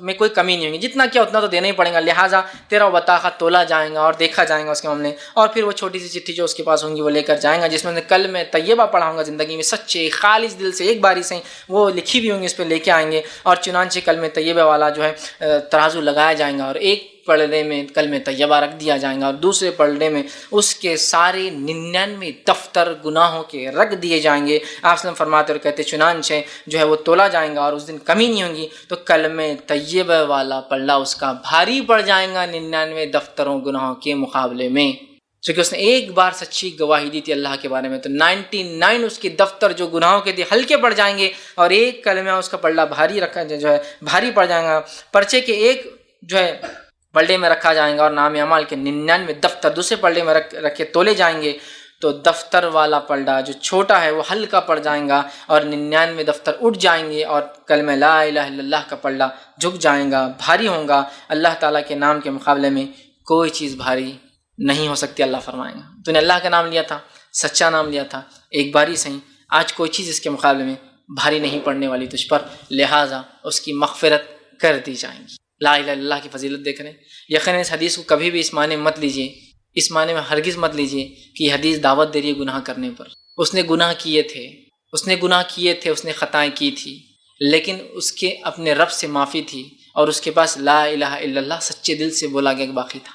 میں اور آپ نہیں جانتے واقع میں، اور گناہ یاد رکھیے جو ہو جاتے ہیں ایک الگ چیز ہے، گناہ کرنا جان مجھ کے یہ اللہ کے خلاف ضد ہے، یاد رکھیے، یہ سرکشی کہتے ہیں۔ معلوم ہے اس کے عذاب نہیں کیا ہوں گا، دیکھا جائے گا، کریں گے، نہیں، اس نے کیے، وہ نادم تھا، اس نے توبہ کی ہوں گی، اللہ نے توبہ قبول کر لی تھی، اور اس ایک کلمے کے مقابلے میں اس کو معاف کر دیا۔ سمجھیے اس بات کو، اور نہ بولیں گے یہ تو دعوت ہے گناہوں کی، نہیں، یہ دعوت نہیں ہے گناہ، یہ دعوت نہیں ہے حدیث گناہ، یہ حدیث بتا رہی ہے اس نے سب کچھ جاننے کے بعد بھی گناہ کیے، لیکن اپنے رب سچی معافی مانگی، اور نیکی کچھ تھی تو وہ اس کا عقیدہ تھا جو بالکل صحیح تھا، جو چھوٹا سا ایک چٹھی میں تھا، لیکن وہ چھوٹی چٹھی بھاری ہے کہ تو اس پہ اللہ کا نام تھا، اور باقی گناہ ہلکے پڑ جائیں گے چونکہ اس نے توبہ بھی کی ہوں گی۔ اس بات کو سمجھیے، ورنہ اس معنی کو جو ہے بھدے انداز میں حدیثوں کو مت لیا کیجیے کہ گناہ معاف ہو جائیں گے، نہیں، اور گناہوں کو جان بوجھ کے کرنا سرکشی، یاد رکھیے، تو اللہ تب تو نہیں معاف، جو سرکشی معلوم ہونے کے بعد بھی کر رہا ہے، مطلب رول بنائے بانے کے بعد توڑنے کو آپ بول رہے ہیں فائن بھر دوں گا، نہیں، یہ نہیں ہوتا اسلام میں۔ بہرحال تو اس کو معاف کر دیا جائے گا۔ تو کلمہ طیبہ میں چونکہ اللہ کی وحدانیت ہے، اس کی توحید ہے، اس کا ایک ہونا ہے، اس کا نام ہے اللہ جو سب سے اس کو پیارا نام ہے، اور اسی نام سے اس نے اپنے آپ کو پکارا کئی بار، تو بہرحال وہ ہے، اس وجہ سے پلڑا بھاری ہو جائے گا۔ تو کلمہ توحید صرف کلام نہیں، ایک جملہ نہیں ہے، کلمہ توحید ایک زندگی جینے کا طریقہ ہے، یاد رکھیے۔ جس نے اس پہ زندگی گزاری سچے دل سے اس کو پڑھ کر وہ کامیاب رہا، اور جس نے زندگی گزاری اس کو چھوڑ کر، اس کے معنوں کو چھوڑ کر، اس کے تقاضوں کو پورا نہ کر کے، وہ کامیابی کے بارے میں سوچے بھی نہ، یاد رکھیں، سوچے بھی نہ کامیابی کے بارے میں۔ تو بہرحال یہ بہت ضروری ہے کہ ہم کلمہ توحید کا سچے دل سے اقرار کریں، جو اس کا حق ہے اس کو ادا کریں، اس کے مطابق اپنی زندگی گزاریں۔ مسند احمد کی روایت ہے، آپ نے فرمایا اور کہا، من کان آخر کلام لا الہ الا اللہ دخل الجنہ، جس کا آخری کلام لا الہ الا اللہ ہوگا وہ جنت میں جائیں گا۔ ہم بھی کوشش کریں آخری کلام اگر ہمارا لا الہ الا اللہ ہو، ہم چاہتے ہیں اس کلمے کو خوب ورد کریں، اور اس کلمے کے مطابق اس کے تقاضوں کو پورا کرنے میں زندگی بتا دیں، بس دونوں چیزیں ایک ساتھ، کلمہ بھی ہے، اس کے تقاضوں کو پورا کرنے پوری زندگی کھپا دیں، بس تو پھر اس کا آخری کلام لا الہ الا اللہ ضرور ہوگا، وہ جنت میں جائیں گا۔ اور صحیح مسلم کی ایک روایت میں آپ نے فرمایا اور کہا، لقنوا موتاکم لا الہ الا اللہ، اپنی میت کو، مرنے والوں کو لا الہ الا اللہ کی تلقین کیا کرو، یہ بڑی اہم چیز ہے۔ میں انشاءاللہ اپنی بات کو آخر میں جو ہے ایک واقعے سے ختم کرتا ہوں۔ ایک محدث تھے، حافظ ابن ابی حاتم نے اپنی کتاب میں لکھا ہے، ایک محدث ان کا نام ابو زرع رحمۃ اللہ علیہ آتا ہے، اور ان کے انتقال کا وقت قریب آ گیا۔ جب ان کا انتقال کا وقت قریب آیا تو لوگوں نے ان سے وہی کہا، لقنوا، اپنے موتا کو تلقین کیا کرو لا الہ الا اللہ کی۔ لوگ آئے اور تلقین کرنے لگے لا الہ الا اللہ پڑھو، تو انہوں نے جو ہے ابو زرع رحمۃ اللہ علیہ نے اس حدیث کو پڑھنا شروع کیا، وہ بطاخ والی حدیث، اس حدیث کو پڑھا، چونکہ محدث تھے، اور اس کے سند کے ساتھ پڑھا، اس سے پتہ چلتا ہے اسلاف کے نزدیک صرف متن نہیں، حدیث کی سند بھی بڑی اہمیت رکھتی تھی. تو پوری سند پڑھی. سند پڑھنے کے بعد حدیث کا متن پڑھنے لگے، اور حدیث کا متن پڑھتے پڑھتے جب وہاں ہے جو شخص کو بطاخہ ملا اور اس پہ لکھا تھا لا الہ الا اللہ، جب اس جملے پہ پہنچے تو وہاں ان کی روح پرواز ہو گئی. پوری حدیث پڑھی، حدیث میں راوی پڑھے، راوی پڑھنے کے بعد جب وہاں ان کے جملے آئے کہ اللہ نے کہا کہ تیرے پاس ایک بطاخہ، اس پہ لکھا لا الہ الا اللہ، جب لا الہ الا اللہ پر پہنچے تو ان کی روح پرواز کر گئی اور اسی کے ساتھ ان کی موت آ گئی. تو ظاہر سی بات ہے انہوں نے اپنی زندگی پوری کلمے پہ گزاری ہوں گی، زندگی ان کی اس کے مطابق ہوں گی، اس حدیث کے مطابق ہوں گی. تو بہرحال اس حدیث کا شوق اور روایت کرنے کا اور راوی کو بیان کرنے کا شوق اور ان کی کلام دیکھیے پورا کر کے اس حدیث کے جملے پہنچے گی کہ اللہ میں نے اگر 99 دفتر بھی میرے گناہ کے ہوں گے تو اس حدیث کو مرنے سے پہلے میں تجھے یاد دلانا چاہتا ہوں کہ میرا بھی معاملہ یہ کرنا کہ لا الہ الا اللہ کی وجہ سے ان 99 دفتر اگر گناہ کے ہوں گے بھی تو میرے معاف کر دینا. اور اس جملے پر آ کے لا الہ الا اللہ پر ان کی وفات ہوئی، ان کا انتقال ہوا اور وہ دنیا سے چلے گئے. تو ہم تمام کو چاہیے اللہ رب العزت سے ہمیشہ دعا کریں کہ اللہ سبحانہ تعالیٰ ہمارا حسن خاتمہ کرے اور ہمیں جو ہے موت سے پہلے یہ کلمہ ضرور بھی ضرور نصیب کرے جس کو لا الہ الا اللہ کہتے ہیں. لا الہ الا اللہ محمد رسول اللہ، یہ کلمہ ہماری زبان پر ہو. جس شخص کو اگر ایسی موت آ جائے جس نے اپنے آخری جملے اور کلام میں لا الہ الا اللہ محمد رسول اللہ پڑھا، میں نہیں سمجھتا ہوں اس سے بہتر اور اس سے اچھی موت کسی کی بہرحال ہو سکتی ہے. تو ہمیں چاہیے اپنے حسن خاتمہ کی ہم دعا کریں اور اللہ سے ضرور دعا کریں کہ اللہ ہمارا خاتمہ جو ہے ضرور جو ہے اس کلمے پہ لا الہ الا اللہ محمد رسول اللہ پہ ہو. لیکن میرے بھائیوں اس کلمے کے کچھ تقاضے ہوتے ہیں، ان تقاضوں کو بھی پورا کرنا ضروری ہے. صرف کلام یا صرف جملہ اصل نہیں ہے، جملے کے ساتھ کچھ اعمال ہے وہ کرنا ہے. تو ہمیں اپنی زندگیوں کو اس کلمے کے مطابق لا الہ الا اللہ محمد رسول اللہ، اللہ کے حکم اور رسول کے حکم کے مطابق گزارنا ہے.